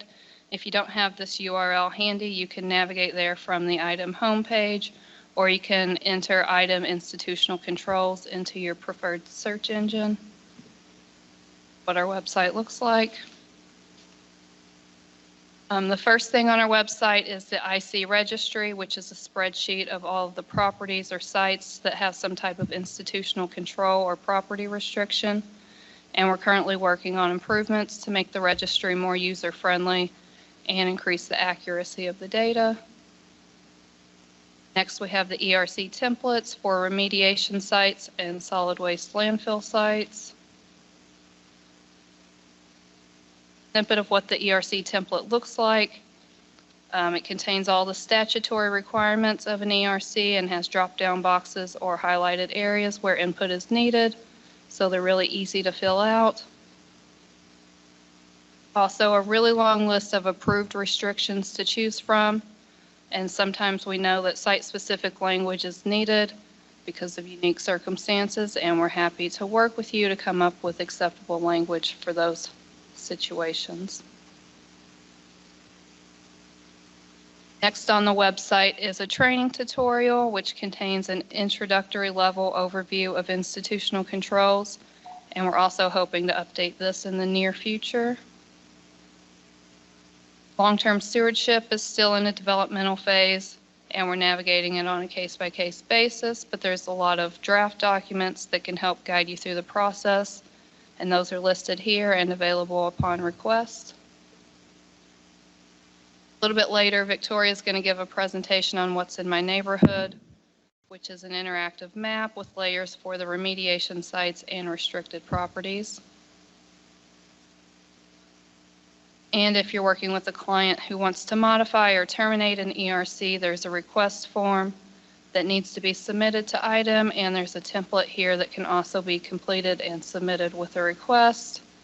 And as Kevin was saying earlier, we just want to make sure we have sufficient data to support that some or all of those restrictions can be removed before we process those requests. We've also started requiring easement checks anytime there's an excavation restriction or an engineering control that could conflict with potential easement rights. So there's more information on that, and templates for resolving conflicting easements are all available here. We're also requesting self-audits at all properties with ERCs, and a link to the self-audit checklist is available here. Last thing on our website is information about notice of contamination remaining in a right-of-way after site closure. There's a link to the form that needs to be submitted, and there's also a link to NDOT's map, which will show you who owns the roadways beneath your plume so you can send notice to the appropriate parties. And last on my agenda, we've been working to improve our efforts in ensuring long-term compliance with ERCs. Since ERCs are intended to protect against exposure risk in perpetuity, we developed the self-audit checklist a few years ago and started asking property owners to self-report whether they're in compliance with their property restrictions and obligations. This year, we developed a sustainable schedule so these checks can be performed more regularly, and we've come up with roughly a 6-year plan, as you can see in this chart. Each year will consist of conducting ownership research, sending self-audit requests, and then following up with reminder letters or site inspections as needed. So this year, we've already sent letters out for everyone in counties A through D. Work through each county according to the schedule with adjustments as needed. With this process, our goals are to inform and educate subsequent landowners on what their property restrictions and obligations are, create accountability, and ensure that ERCs are continuing to protect people against exposure risk. Have any questions, you can email me directly or send an email to the general institutional box. Thank you.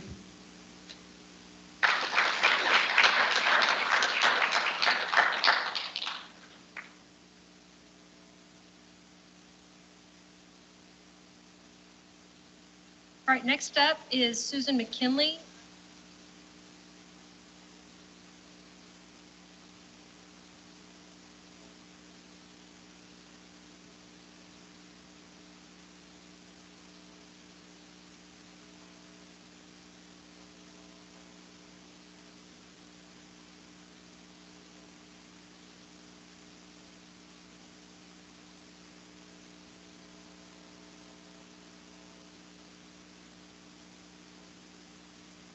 all on the PFAS and lead update, and I'm going to get right to it because I hope I didn't overdo it on the slides. So in October 2022, EPA released EPA strategy to reduce lead exposures and disparities in U.S. communities. It's a lot like the PFAS roadmap, except it's lead. And one of the bullets in that is to reduce lead in soils. If you haven't looked at this document, it is a lot of information on all the work that EPA is doing. Much better about the work they're doing for the environment because they are doing a ton of lead stuff.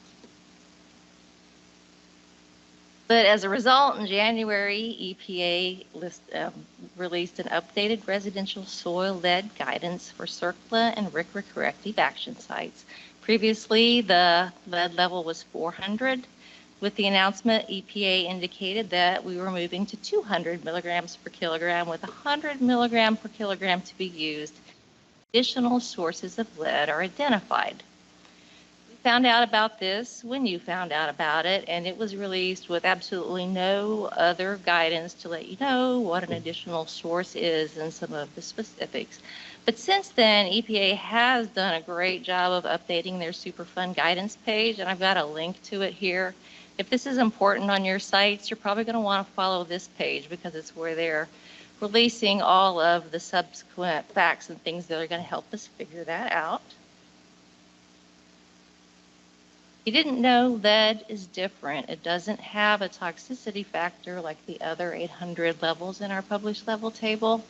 It is modeled to a chosen blood level, which is possible because since 1976, CDC has been collecting blood level data in something called the NHANES survey.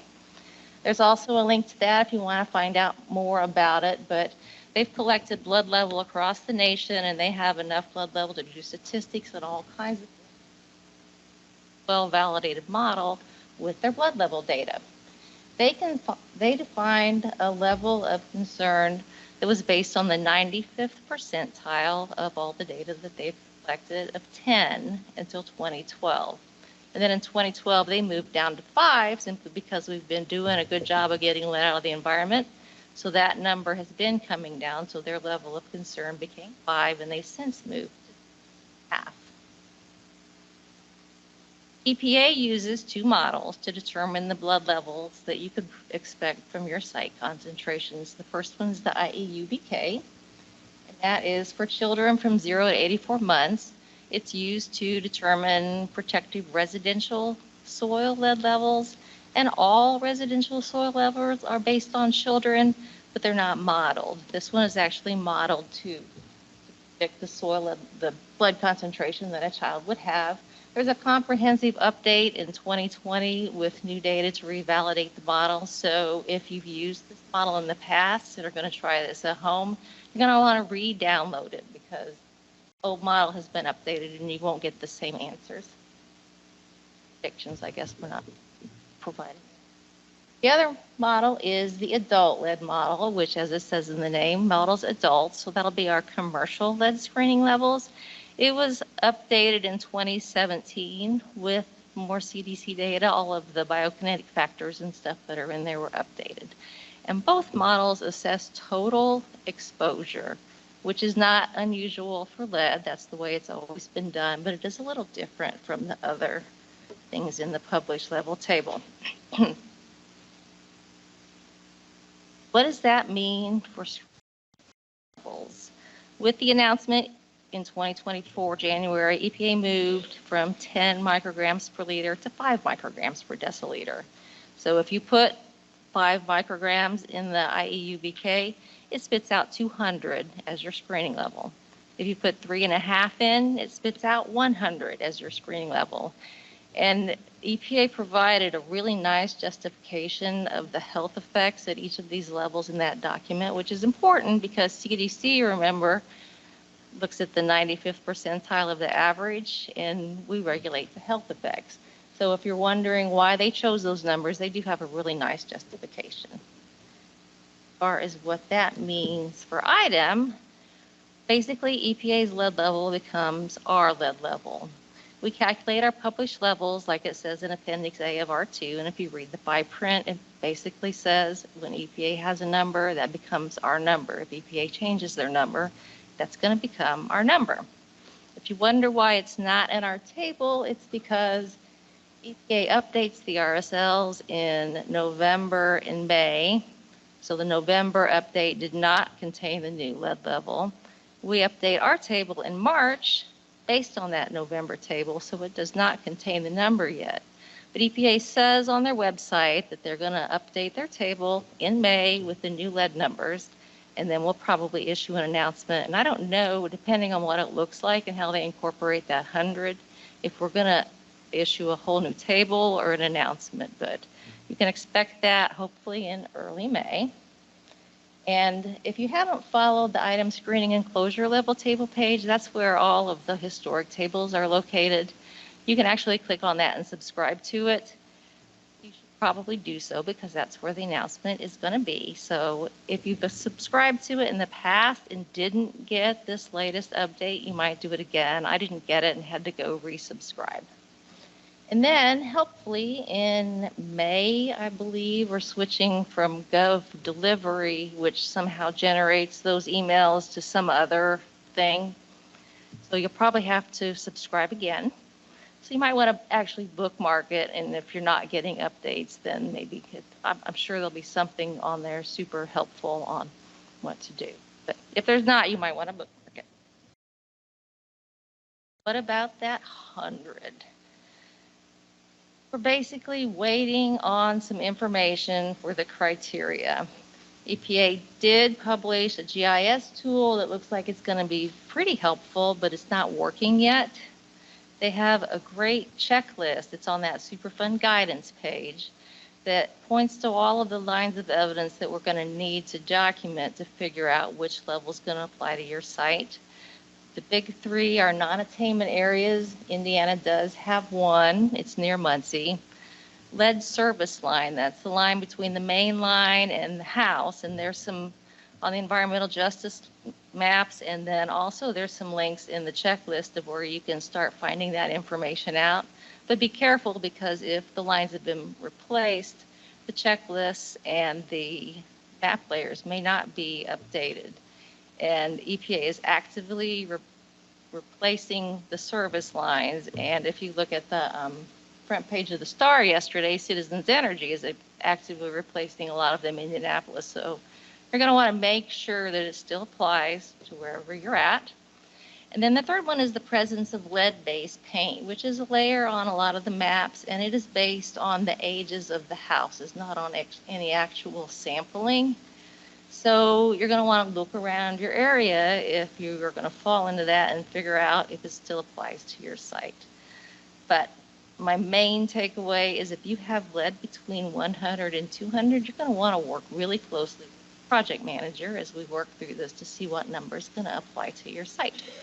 And that checklist is really helpful of what we're going to be looking at, and we're hoping with the May update that there's going to be some more guidance. Commercial lead level. EPA calculates that with the adult lead model, and basically it calculates what you would get from your site and then it adds it to a baseline. So what happened is when they did that 2017 update, your baseline and your other criteria were refined and a lot of them went down. So I don't expect the commercial lead level to change because even with the 5, the 800 that we currently have is still protective.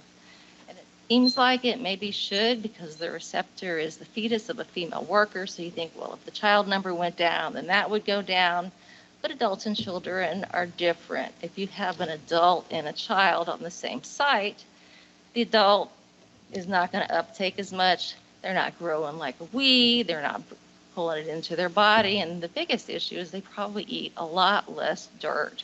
So the intake is a lot lower. They're higher from the ground. They don't pick up their sucker and lick their hand. So because of that, I'm not expecting the lead commercial level to change, but you generally are going to have a use restriction for that and make sure that baselines and assumptions are appropriate for your site.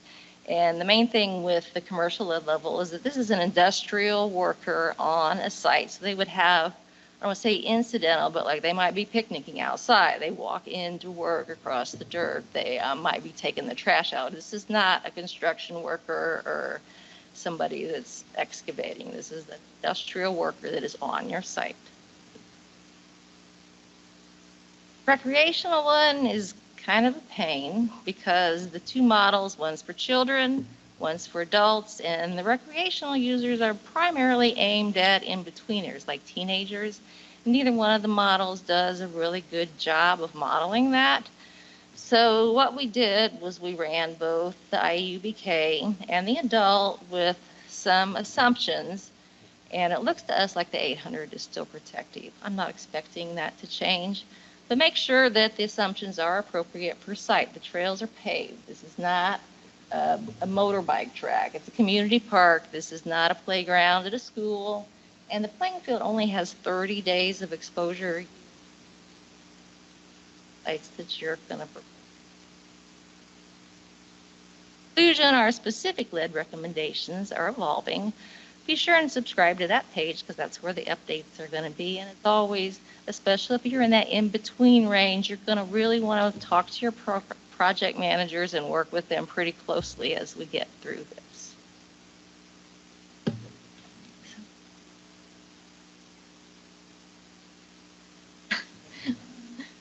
I really leave at 3, so I mean,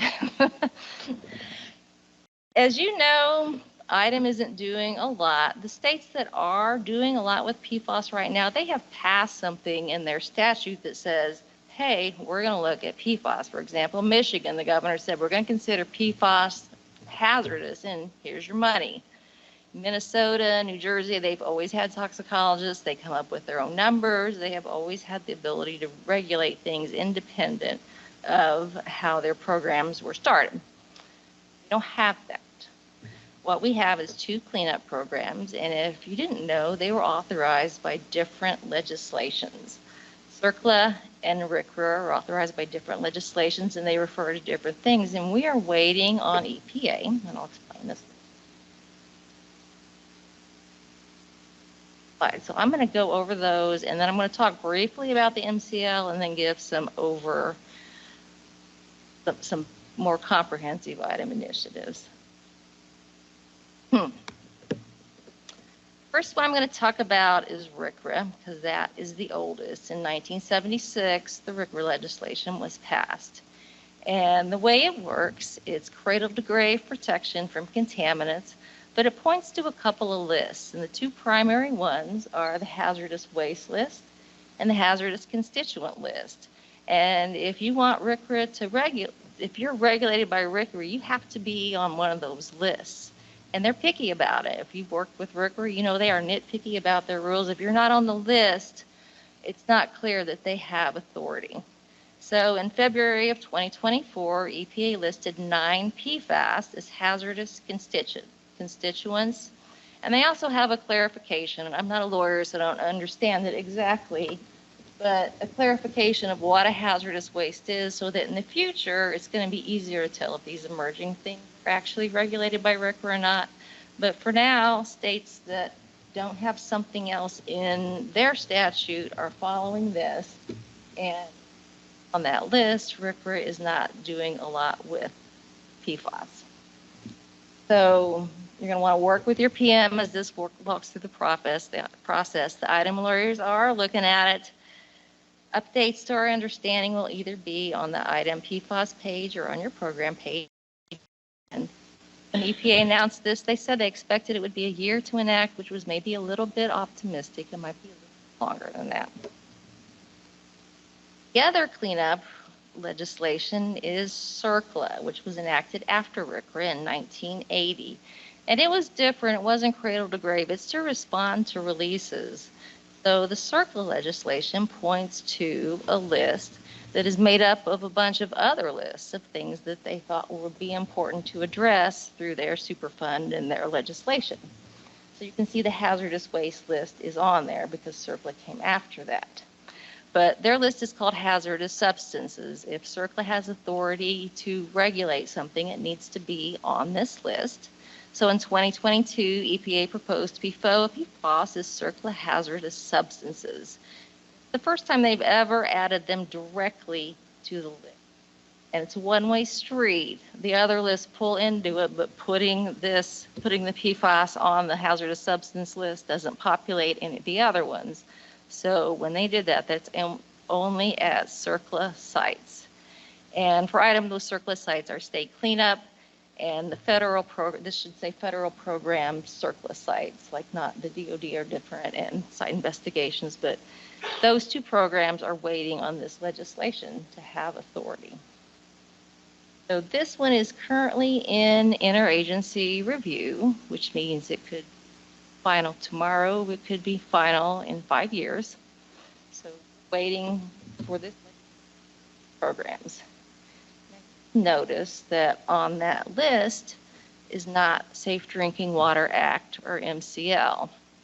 MCLs are calculated per the Safe Drinking Water Act, and they're only for public water supplies.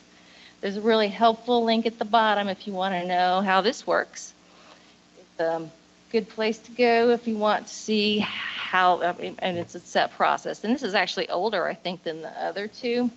But basically, the first thing is you'll have a health advisory, and those are the little bitty 10 to the minus 9th parts per trillion that were promulgated a couple of years ago that people were having a heart attack about. But that's always the first step in their process. It's not enforceable.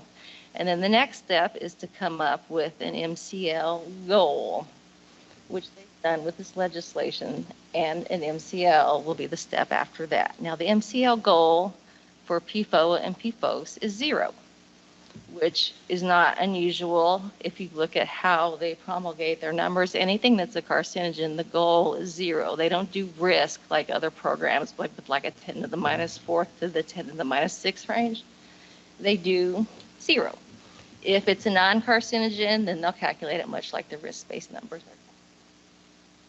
So after they come up with the goal, they have to look at the costs and benefits associated with the proposed and alternative MCLs. That's because every water company in the nation has to test for this, so it's going to be expensive, and they want to look at the contaminants' adverse health effects on the general population because everybody has to test for it once this is promulgated, and that's important. If you only had one place in Minnesota, you wouldn't want everybody to have to test for it, and PFAS passed that one in spades. They appear to be everywhere.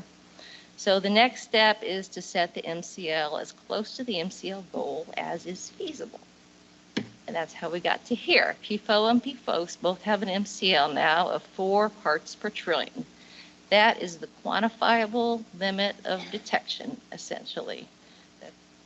Can't have a 0 because you can't enforce it, but you can have a quantifiable limit of detection, so that's where they landed. They also came up with a Gen X, PFNA, PFHS MCL of 10 parts per trillion. This is a little bit different than what they proposed. They proposed it combined. They didn't propose the final last week. And then they also have a combined hazard index of 4 of those 3 plus PFBS. I have a very helpful fact sheet on how to apply that, but basically a hazard index and hazard quotient, those are not new. Those are risk-based procedures. But non-carcinogens in the RSL table are calculated, but it is the first time that it's been proposed for the MCL, and that's why they have the fact sheet. It's not hard. You see how close to your safe level you are. For example, the 2 and if Gen X was 5 out of 10, that hazard quotient would be a half, 0.5. If fine, except if PFNA is also 5, then that's 5 out of 10. It's also a half, and you have to add those 2 together to do the combined, and you get to 1, and then it is a problem. So outlined in the drinking water legislation of how you work through that process. It's a rolling out. What does that mean for risk-based closures? Doesn't mean it doesn't get you on the list. Having an MCL doesn't put you on either list, so it doesn't technically give us any authority. It will eventually affect risk-based closures because our groundwater number becomes the MCL if there is one. So the 40 and the 60 for the PFOA and PFOS that are in the table right now will become 4. I'm assuming that EPA will include them in their table in November, so next March, our update will have them. I don't know if they'll put them in the table before that, and we're still, with the lead announcement coming, I don't know if we'll make an announcement for both of them, but they will become our numbers when we get the authority to regulate. So the reason that our table currently contains some other PFAS is that's just our risk-based process. If you lead in as our own. So follow our process, but that's not what gives us authority. Things that are on that table are because there's toxicity information. It doesn't have anything to do with legislation. So look for item updates on the screening and closure level tables as we get closer to looking at those. Other science services branch work, the R2 table 2A, and that's the table where it says if you're a dry cleaner, test for this. If you're a gas station, test for some other stuff. We're probably either going to update that table or have an announcement of where we're going to request PFAS sampling. And I don't think that's going to be a very narrow list to begin with, but we'll keep you posted with information as we come up with it. We're also staying up to date on the EPA methods. We've used 527.1 modified, which is the drinking water method at some of our sites, but it looks like 1633 is going to be the standard. I'm looking at Jim and Fran. 1633 is going to be the standard method, but we'll keep you posted on that too, as it'll probably be on the screening level page. So other PFAS stuff that IDEM is doing is the AFFF collection, which is kind of cool. If you go to the IDEM webpage, if you just Google IDEM PFAS, it comes up. And this is an initiative with the Department of Homeland Security, and there's a link on there that you can click on, and it takes you to their page, and you can see how many gallons they've collected. And they've got a real cool little map where you can see if your fire department has participated. So that's kind of cool. And then the big one is the Office of Water Quality has their Water Quality Supply Initiative, and all their data is also on that table, and they have done a ton of work. They are ahead of the game with the MCL dropping last week, because this is who is going to be affected by the MCL, all those people whose water they've tested, and now they kind of already knew where they were at in life before the legislation dropped. So good on water. In conclusion, our risk-based programs are following EPA regulations.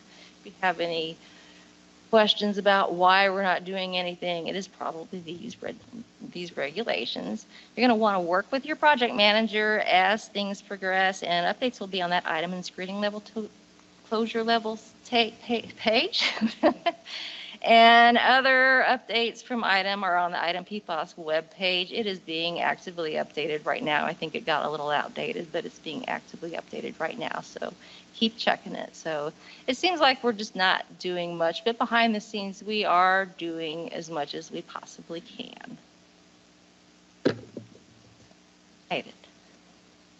Questions or any questions?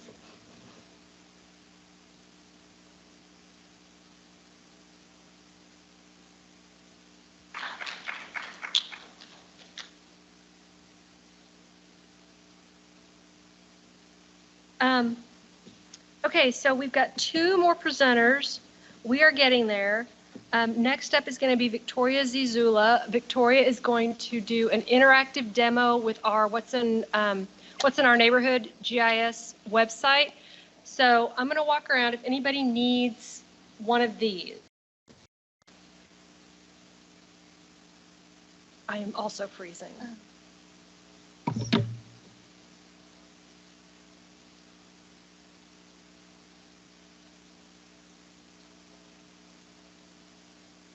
Oops.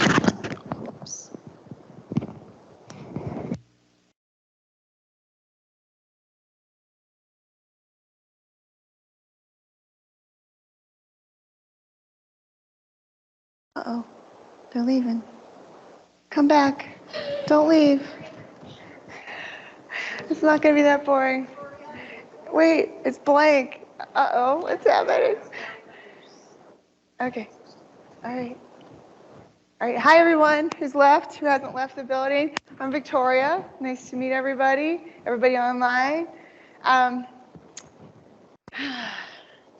These guys have done a great job. They've really helped me out. I'm going to try to keep on pace. We're a little bit ahead of schedule, but Kevin and Crystal and Susan, who just left, here she comes back, have talked a lot about things that I was going to talk about, and so we'll just hit it home. We'll crank it out. But first of all, I've got some questions for you. Okay, you got to raise your hands because it's been kind of a while, right? It's been a while since our break. So you need to move around a little bit. How many of you have heard of ERCs? Now, if you were in here, I know you heard it. So did you hear about ERCs? You know about them? You're experts? Okay. Have you ever used a map on your phone, a Google map, whatever, iPhone, whatever? Yes? Yes? Doesn't it feel good to move around? We've all been like this, freezing to death in here. How many have heard of What's in My Neighborhood before Crystal said it? Really?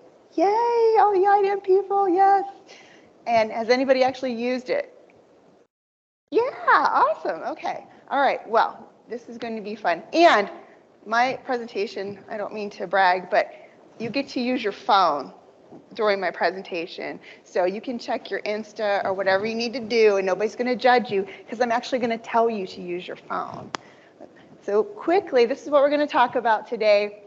I'm going to go over a little bit of history about IDEM and cleanups and remediation programs, what institutional controls are. These guys have all talked about super specifics, and I'm used to talking to more of like the average regular person, and so a lot of this stuff goes over their heads. So I really broke it down for us in this, and then we'll get real quick to what's in my neighborhood, and we'll do a fun actual demo where you get to use your phone.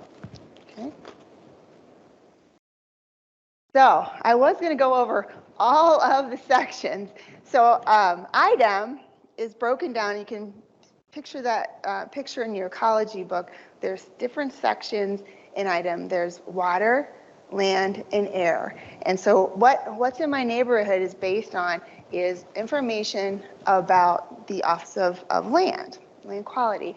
And Kevin has already went through and explained all of these different sections in land. We got VRP, state cleanup, brownfields, Superfund sites, RCRA, site investigations. This is not, but this is something important. It's a big client of ours. Gas stations are a big client of ours.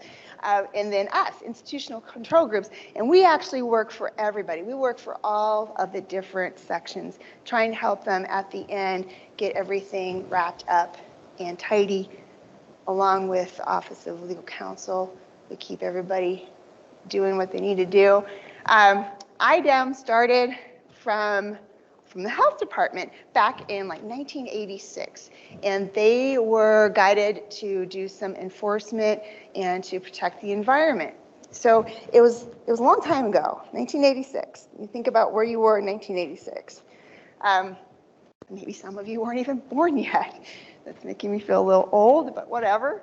Anyway, when we first started, IDEM started, we had absolute and very conservative cleanup goals. We wanted things to be like pristine, clean, clean, clean. It didn't matter if you were still an active gas station. It didn't matter if you were an industrial site that was going to stay an industrial site. We wanted people to be able to touch the soil and drink the water.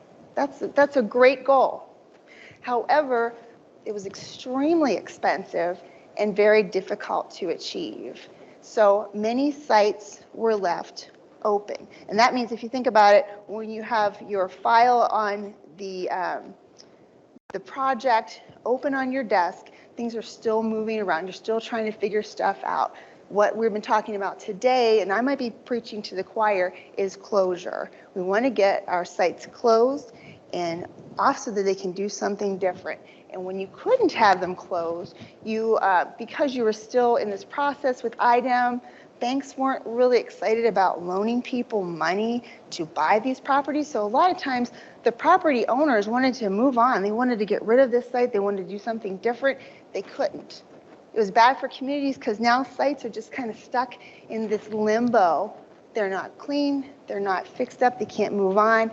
And it was bad for us at IDEM because there were so many projects coming in, and Max wouldn't let me do this, but I was thinking in my mind, if you remember I Love Lucy, and she's in the candy factory, and all the candy is coming on the conveyor belt, and it keeps getting more and more, and a little bit out of control, and she starts popping them all in her mouth because she doesn't know what to do. That's what IDEM was in, that kind of situation. We kept coming more and more projects in and in and in, and we weren't able to get anything off the books. So we're kind of getting overwhelmed. And the really important things, we didn't have enough time to spend on the really, really bad sites. So what happened in 2009, they enacted a law that you guys have already talked much about, that we want to talk about using the risk-based closure system. That means you're going to look and see how you can eliminate exposure pathways. And they also said in the same law that IDEM, you need to look and see if people can use ERCs or EROs for groundwater, if that will help keep the exposure pathways from hurting people or the environment. And the exposure pathways that we've talked about before are inhalation, ingestion, or which one am I thinking of? Dermal, yes, dermal. So if you could touch it, or if you could drink it, or vapors, which you guys are all probably well familiar with, comes from contaminated soil and groundwater. So once they enacted this law, that let us use these risk-based managements to come to closure quicker and for not as much money, because these levels didn't have to be pristine. We didn't have to have the water where you could drink it or the soil where you could touch it. So it was much better for property owners. They could go ahead and they could get their property out there on the real estate market. Banks would loan people money to buy them. It was good for communities because now that old industrial site that had been sitting there, not used, now could be sold to somebody else that wanted to do something else with it. And it was good for us because then we could get those smaller projects off the book and start looking into the bigger projects that we needed to look at.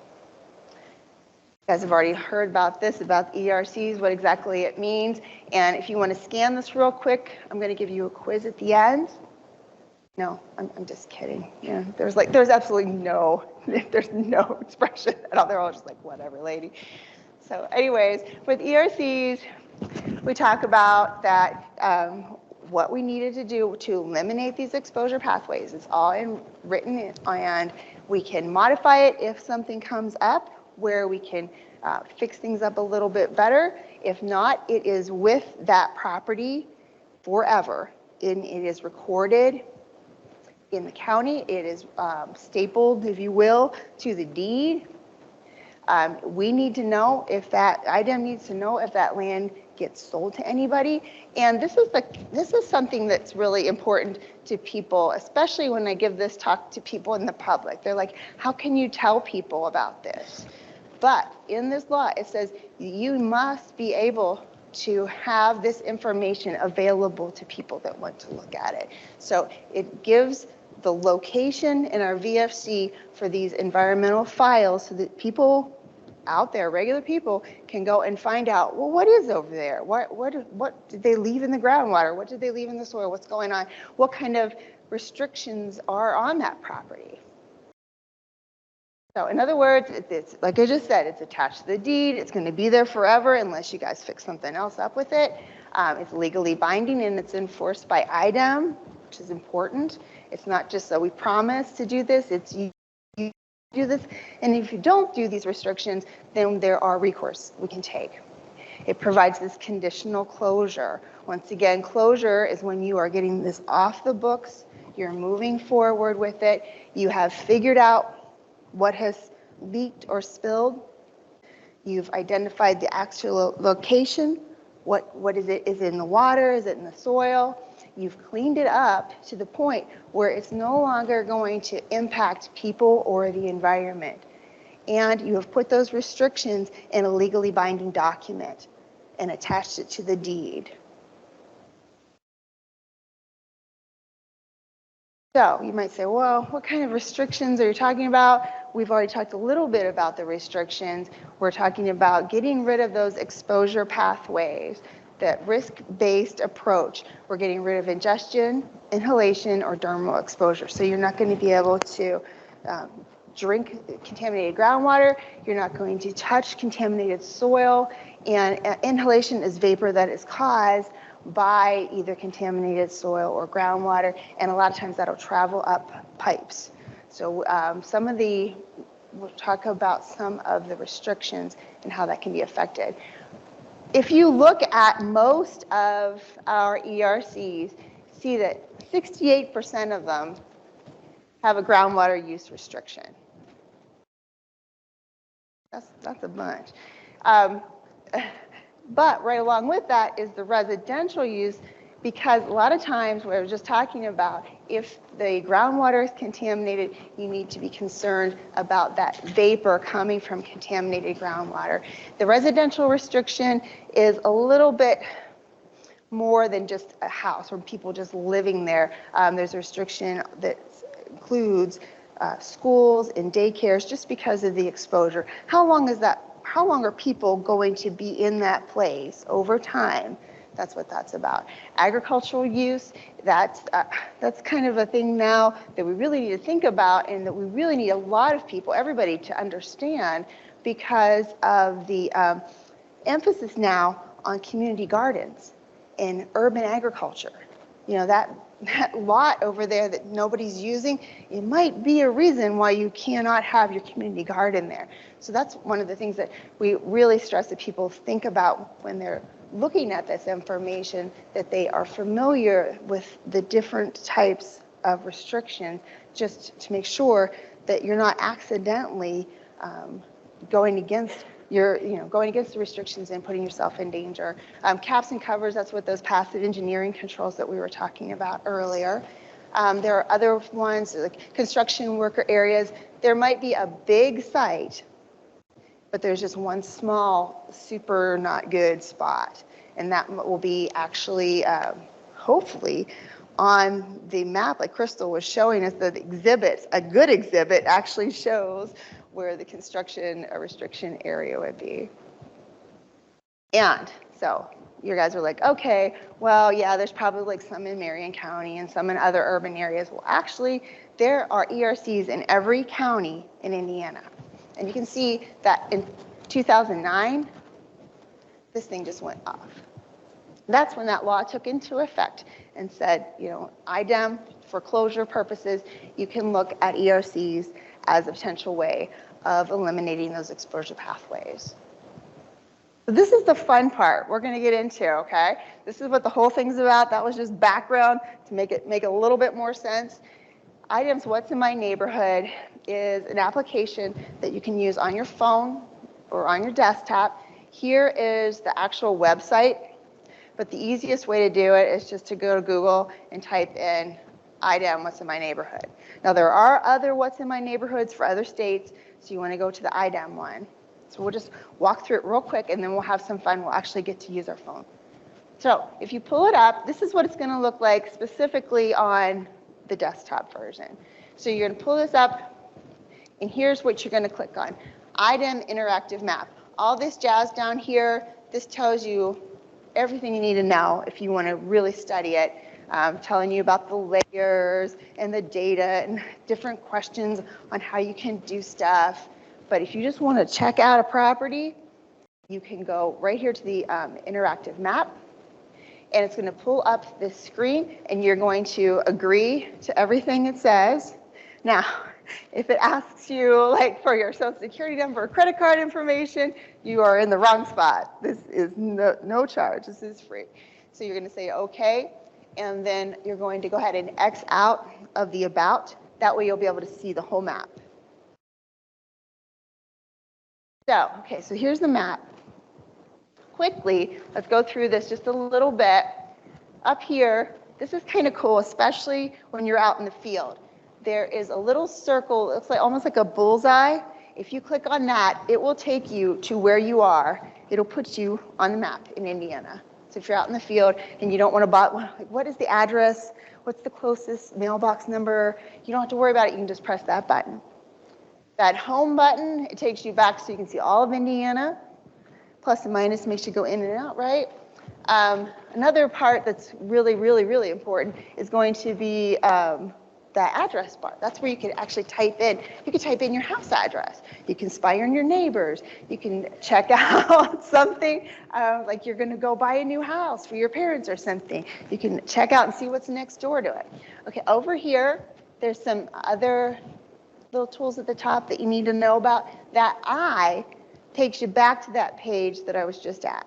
Tells you all about the layers and all that jazz. But this is pretty intuitive, so unless you're getting really, really into it, you don't even need to know that just yet. See there's 3 little sheets of paper? That's the layer list. And that's what all we've been talking about all this time, about different sections in land. And I'll show you just a second. There's a couple other things. There's like, you can change the background. You can make a different map. That's those 4 little squares. You can make an aerial photo. The ruler, like Lynette always says, the ruler is a ruler. It measures. You can measure how far am I away from that plume, or how far am I away from this area. You can draw stuff and you can print it. Okay. So just for funsies, I typed in where my office is, 100 North Senate, and up pulls Indianapolis, which is a really good one to look at because we got lots and lots of ERCs in this area. We've got lots of sites in this area. So first thing I'm going to tell you to do when you do this is you're going to click on the layer list. And it's going to pull down this whole section. And you will recognize all this stuff because we've been talking about it all day. Brownfields, hazardous waste, leaky underground storage, site investigation, sites of special interest. That's kind of like the real big projects. We didn't really talk about that today. State cleanup, Superfund, VRP. The only one that you probably don't want is county parcels just yet because you're so far out. It'll take a long time to load up. Now, if you're like super scanned in, zoomed in, and you want to check the parcel number, you can do that on here too. It just takes up a lot of time. So you can recognize, remember this? This is this. All of these things, all of these layers just happen to correspond to all of the sections, right? Isn't that cool? Nobody else is impressed except Lynette? I think that's really cool, see? It just matches, it's perfect. So what I'm going to talk about today, since I work for institutional controls mostly, is we're going to talk about the restricted sites. And what I did here was I just clicked on aerial. You don't have to do that if you don't want to. You can stick with the map. It's all good. This is what it looks like if you turn on all of those layers. You turn on all the layers, not just the restricted sites, all the layers. This obviously kind of a little complicated, right? Kind of hard to understand because you can't really figure out what the heck's going on. But you can see there's a lot going on in Indiana, right? You can't just say this is around the urban areas. We don't have to worry about this. No, it's the whole state. I thought that was kind of amazing when I saw that and frightening at the same time. But I'm glad we have people here that are cleaning it up. This is what it looks like if you turn on just the ones that have ERCs, just the restricted sites. Isn't that pretty? Starry night, right? Okay, so you type in the address just like you would in any GIS program. You type in the address or, like I said, you can hit this little bullseye if you're out in the field and you don't know the address, right? And it'll take you where you are. And so that's what I did. And I found all of these polygons. This is kind of where we are. Maybe I'm a little bit off. Close enough. And I picked, just for funsies, this polygon. So if you click anywhere in any of these polygons, it's going to pop up some information. So that polygon is associated with the canal overlook, and they give you the address, they give you the brownfields, they give you the comfort letter, what date it was signed. They tell you what's going on there. There's a vapor mitigation system, no groundwater use, and there's some other restrictions that you can find in the actual ERC. They tell you that it's VOCs, it's on the entire property, but this is really cool here. This more information button, it will give you more information about this site than you could ever imagine, but it will take you very quickly to the actual ERC. And you can read it and you can see what is going on at the site. You don't have to know what program it was in. You don't need to know what program number it is. You don't have to know anything about it, just the location. You don't even need to know what county you're in if you push that button on it and it takes you to where you are, right? And you can see what's going on, what restrictions there are, and this is all public information. Because of that law, it said right in the law, you have to tell people what's going on. This cannot be secret. Also, another thing I forgot to mention earlier, there was this little unassuming triangle at the bottom. And that's this attribute table. And it tells you everything you'd ever want to know about everything here. It gives you like an Excel spreadsheet information. You can sort it by those sections again. This is like a reoccurring theme with us, right? These crazy sections are on everything. Dry cleaner layer, that's a little bit different, but it's very useful. Because those are another one of our big clients, right? And you can also filter it. It gives you all kinds of things in here. You drop down this thing, gives you all kinds of options like and or, but not that or this. And you can zoom into it, and it gives you all this information that you can export to a spreadsheet if you want. Okay, now's the fun part. Now, get out your phone. And just like when you're trying to get the digital coupons at Kroger, you can either use your telephone's camera or the little QR scanny thing. I'm probably too close to scan it. You scan it. You also have this in person. You have it on your card. You can scan it, and it's going to look a little bit like this, right? It's a little bit different.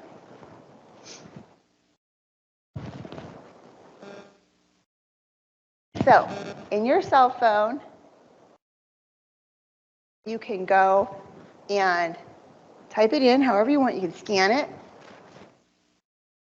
Remember, the first thing you want to do is go to the IDEM interactive map. And it's going to give you that little blue fun screen with the little white things. And up it pops. Now, remember, you got to agree to something, everything. And no social security numbers, though. And say, OK.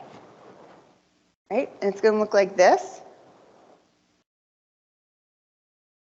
And then you can get rid of that about item so that you can see the whole map. Right? And then if you want to do what I just did, or you can type in any address you want. It doesn't matter.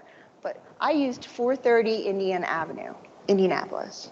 You type that into the address bar, the top. Now, this looks a little bit different than the desktop version, doesn't it? At the very top, there are, on the right-hand side, there are 3 lines. And it's going to pull up the layer list and the legend and the base map and all that stuff. That's how you get to it. It's not that little drop-down arrow thing. Then you put on the layer list, you click on whatever you want. Just not county parcels. It just takes too much time, right? Too much data. X out of the layer list, and it's going to give you this information.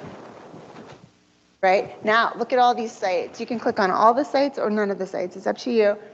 If you add on your layers, if you add state cleanup, VRP, all that stuff, it's going to give you all of these things. These are gas stations. These are underground storage tanks. We're going to give you information on all of it. Any of the things that have these like chartreuse color or green colored polygons, Those are ones that have the ERCs on them, the environmental restrictive covenants. So each one of these symbols is an IDEM site, and you can find out information just by clicking on it. So in summary, I went kind of fast, but we're going to get out here on time. In summary, there are bunches and bunches of sites, right? Probably what, like 3,800 sites that have environmental restrictive covenants on them in Indiana. Plus there's all those other active sites, right, where there's cleanup going on, that if you want to click on, you can see that information. You can use it on your desktop, but you can also use it in the field. If you're like, where the heck am I? You can press that little button and it'll take you right to where you are, right? And that way you can see what's going on around you. It shows all the sites in our remediation programs. You can get information on it, and it helps because I don't know how many people here have tried to use VFC from the outside. It's a little bit confusing, right? You need to know a lot of information about it, and you get so much information back. This way, it gets you right where you want to be real quick. One of the things that people can use this for, we like to go out and talk with counties because we have some counties, 22 counties in Indiana that actually do permits for wells. We like to get that information out. So we send that information out to the health departments. We try to get this information out to anybody that will listen to us because it's just one of those, more people that know about it, the more information that we're receiving back, and making sure that they are actually following all those restrictions that they're supposed to be, especially for sensitive redevelopment areas like daycares and schools, and even parks and walking trails, especially like we were just talking about with the lead in the soils. So it's something cool and quick and easy, and it's actually quite powerful, the information, the amount of information you can get from it. And that was like super, super quick, but does anybody have any questions? Did everybody get to work on their phone? Did you get yours to work? Yes, party people in the back, thank you.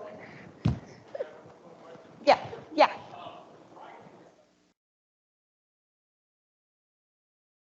I think so, because I think there was a lot of research done into, Kevin would be able to speak more to that, but I'm pretty sure that's historic information also. There was a huge push for that.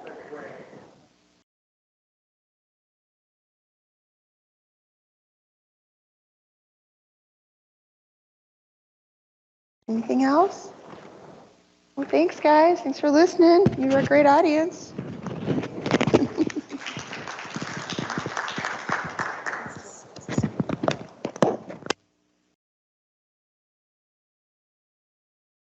All right, we did it, ladies and gentlemen. This is our, Lori Freeman is our last speaker of the day.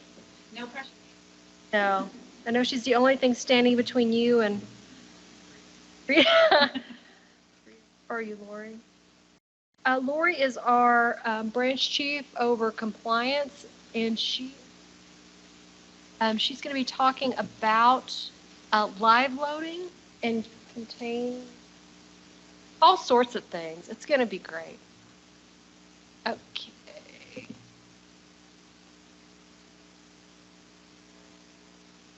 Okay. Okay, everybody, I will try and make this as quick and to the point as I can because I'm sure y'all want out of here. My name is Lori Freeman, as Lynette said, branch chief for the compliance branch. Before that, I was an inspector for a lot of years and did a lot of legitimate use approvals and things with contaminated soils. One of the things I do want to point out about these two policies is that they're currently under being revised.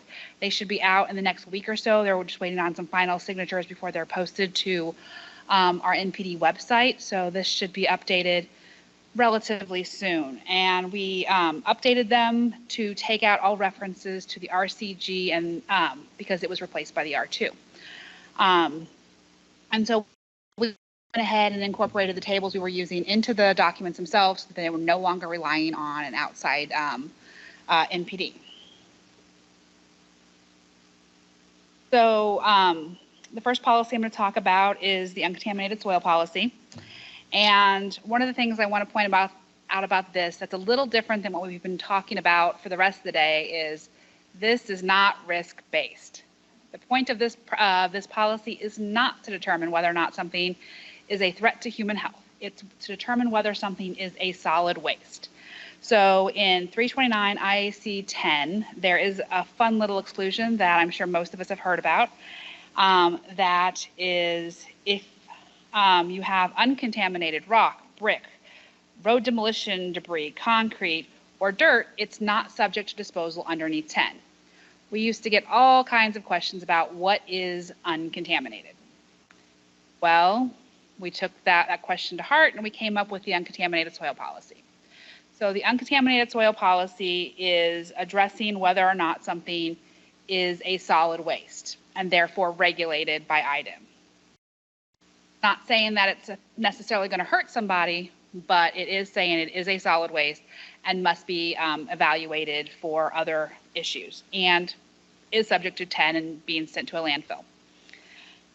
Some of the things that this policy does not apply to is other types of solid waste. So a lot of times, especially in urban areas, you will have mixes of contaminated soil, coal ash, foundry sand, rocks, bricks, and other types of material, urban fill.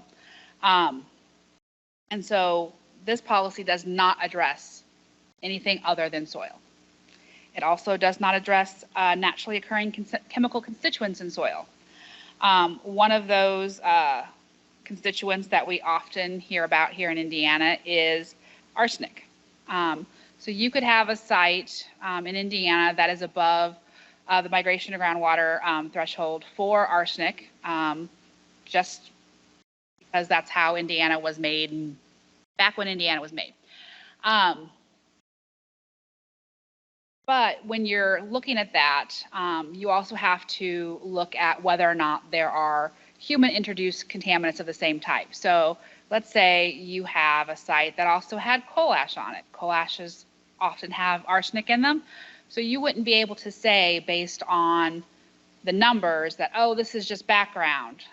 Well, you haven't introduced chemical to that. It might be background, it might not be. So that involves other complexities where I will direct you to Susan and her group if you want to do a big environmental background study to like say, nope, this is not human introduced, this is background. But going on from there, what do you need to do to figure this out? This policy is self-implementing. There is a lot of soil use happening all over the state of Indiana every single day, and there's no way that we could keep track of every single soil project in the state. So this policy is self-implementing. It's meant for you to be able to use it without coming to IDEM, although if you have questions, you're more than welcome to bring them to us. So what you're going to do when you're looking at this is you're going to sample representatively, and then you are going to compare those sample results to the screening levels, either migration to groundwater or direct contact, whichever is the lowest, of the 2022 table A-6 that will be attached to the policy shortly. If there is not a screening level for a contaminant, so on the 2022 tables, there are not some of those PFAS numbers that we were talking about earlier. You can come to IDEM and ask for a site-specific screening level, and we'll review it and either approve it or deny it or ask for more information. And if you have any questions about getting that site-specific number or the policy in general, you can contact the Industrial Waste Compliance section and they will help you with any of your questions. Now, here comes the fun part. So I have contaminated soil. It is a solid waste. What can I do with it? Well, if it exceeds the migration to groundwater level, you can, of course, send it to a landfill for disposal. But many people don't want to do that. The other option is to get a legitimate use approval to reuse the soil. You might know this by a name that other states use, which is a beneficial use determination. Here in Indiana, we use the term legitimate use because that's what's in our rules and regulations. To get the legitimate use approval to reuse the soil, you would submit a request into IDEM. We have a fun general email box there legitimate use at idem.in.gov. And then we also have an application checklist so you can get us all the information we need to make that determination. And what we're going to consider when you send in this application is, first off, do you have a use? So just wanting to fill in a hole is not a use, but structural fill is a use. So let's say you need a good foundation to build a building. And why should I bring in, clean soil to go underneath the building when I have this lightly contaminated soil that's nearby that I can use underneath this building and not pose a threat to human health or the environment? So that's when you would come to us and say, I want to use this as a subbase underneath of a building. I'm going to then look at exposure pathways and see if there's going to be any threat to people. You're going to say, nope, it's underneath of a building. We're using engineering controls. Nobody's going to come into contact with it. And we'll say, yay. And then we'll look at the numbers. And we'll look and see what kind of levels of contamination you have. So if you're proposing to use this in a site where you're building townhomes and the numbers are close to the excavation limits, we're probably going to tell you, no, not there. If you're going to be in industrial areas and your numbers are below excavation levels, we'll probably say that's fine. And then we'll go through the process of drafting up a legitimate use approval, which will have conditions. It will say that you're going to do what you told us you were going to do. And one of the conditions that it will also have is you'll have to get an ERC for the property to say, hey, I've put solid waste here. So that in 20, 50 years, when that building comes down and somebody else wants to do something with that property, they'll know that there is contaminated soil and a solid waste underneath that building.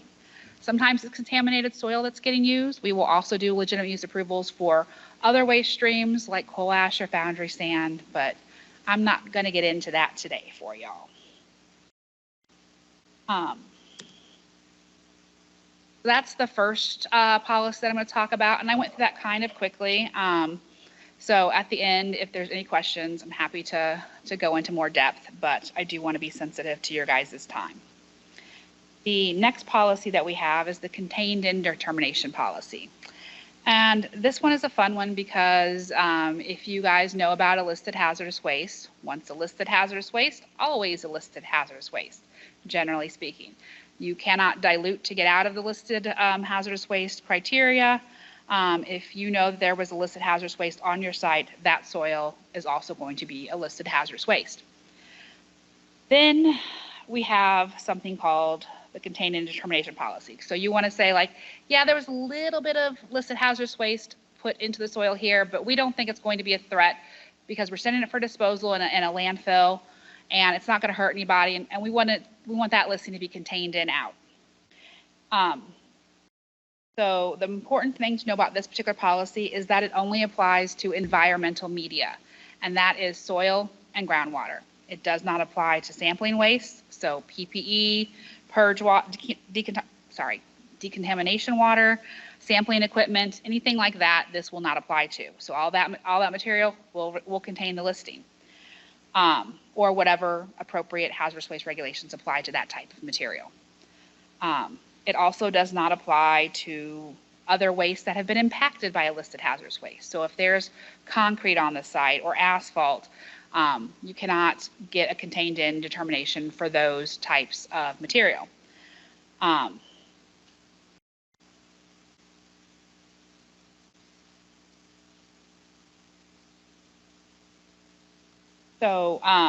Environmental media that has become mixed with a listed hazardous waste must be managed as a hazardous waste typically when it's generated. So it's generated when you dig it up and then want to do something with it. This policy will allow you to send it for disposal without having to go to a hazardous waste landfill if you meet all of the criteria in the policy.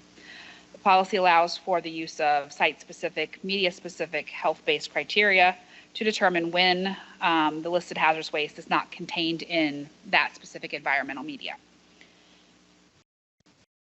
Some important facts about this are that sampling must occur at the point of generation. So you cannot sample every well on the site, put all of the water into a drum and then sample it. That is not at the point of generation. if waste is commingled, and one of the results indicate that it's a hazardous waste, then all of it is a hazardous waste. To request a contained in determination, you must first sample and analyze the environmental media to figure out if it's been impacted with that waste. And you're going to want to do that according to the standard methods SW 846.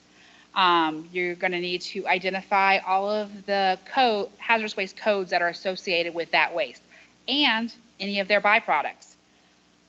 You're also going to need to figure out if it still exhibits a hazardous waste characteristic. So toxicity, ignitability, all of that good stuff. If it still demonstrates a hazardous waste characteristic, it is still a listed hazardous waste. It cannot be contained in, it cannot get a determination that the listed hazardous waste is not there. We are going to compare the results again to that 2022 table for screening levels, and you're going to submit all of the information that's required in the policy, including a fund checklist, to IDEM for review. Now, we will issue an approval if the contaminants of concerns are below the commercial and industrial levels in that table.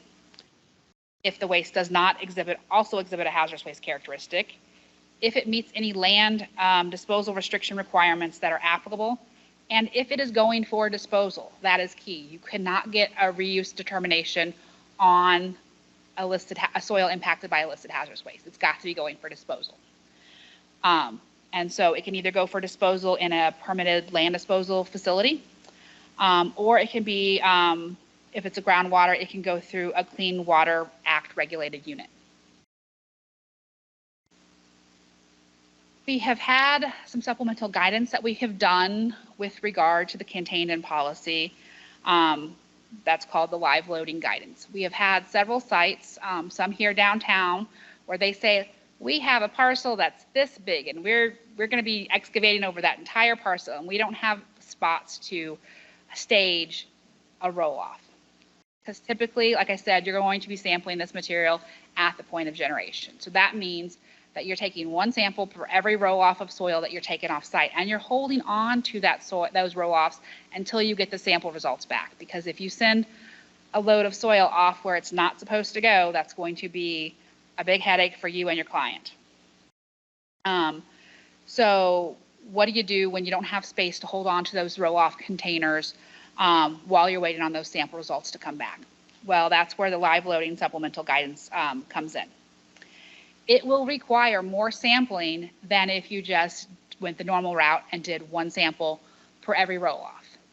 There are, of course, caveats to the one sample per roll-off, because you also have to be representative. If the soil changes in the middle of a roll-off, you're going to have to take two for that roll-off or more, depending on how variable the soil is in that roll-off. So if you want to follow our live loading guidance document, you are going to grid out your site. It's going to be a 10 by 10 foot grid, and you're going to take samples from each section of that grid, and you're going to be the same in how you're taking those samples. So if you decide in one sample, I'm going to take it from the center, you're taking it from the center of every grid. If you decide you're going to take it in the upper left quadrant of the grid, you're going to do that for every single grid that you have.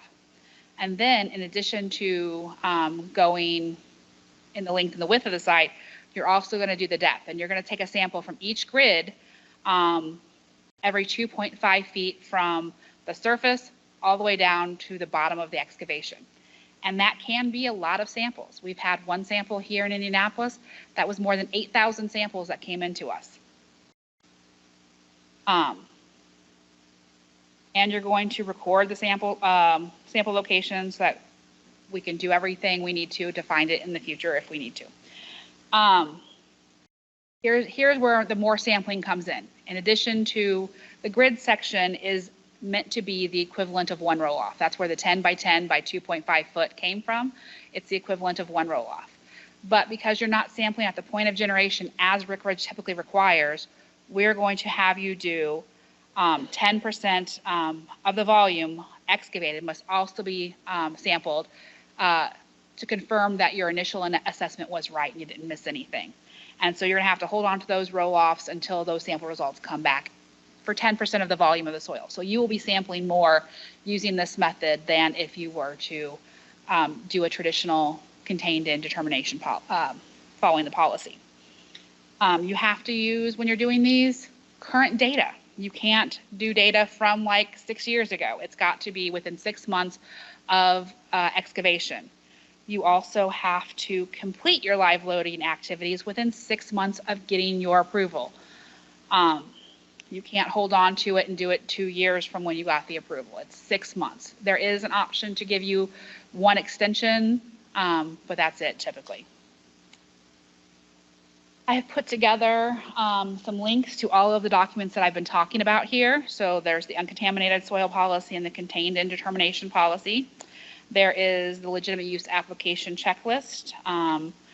Engineering covers controls, because we use that a lot, making sure that your reuse request isn't going to pose a threat to human health or the environment. Because you say, nope, nobody's going to touch it, we're going to use these engineered covers.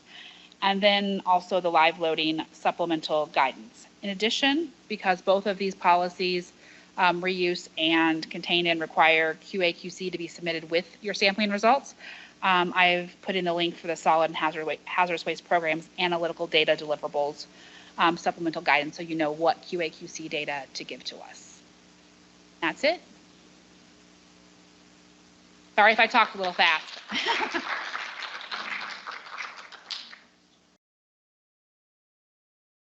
We made it. We did it. Consultants Day is over. Kevin, I understand there's one question on the chat, and it's about what's in my neighborhood. The question was, how often is what's in my neighborhood updated? The answer is it's continuously updated. That's the easy answer. It's actually much more complicated, but we do make every effort to make sure that all the layers are updated continuously. Other than that, if you look on the back of your agenda, there is contact information for all of the speakers. If you have follow-up questions or any additional information that you need, please reach out. Susan? What? The slides are posted on the team's channel. But if you need, if you'd like a copy of the PowerPoint, just reach out to the presenter and we will get you that information. Otherwise, I did want to take the opportunity to thank you all so much. I know it was a slog. 4 hours is a lot of time to ask, but for being patient with us and your attention throughout all the presentations. I hope it was good information for you and that you can use during your day-to-day operations. Also, the speakers that took time to make such exciting PowerPoints. Again, we can make those available to you if you need. Otherwise, thank you all so much and enjoy the rest of this beautiful day.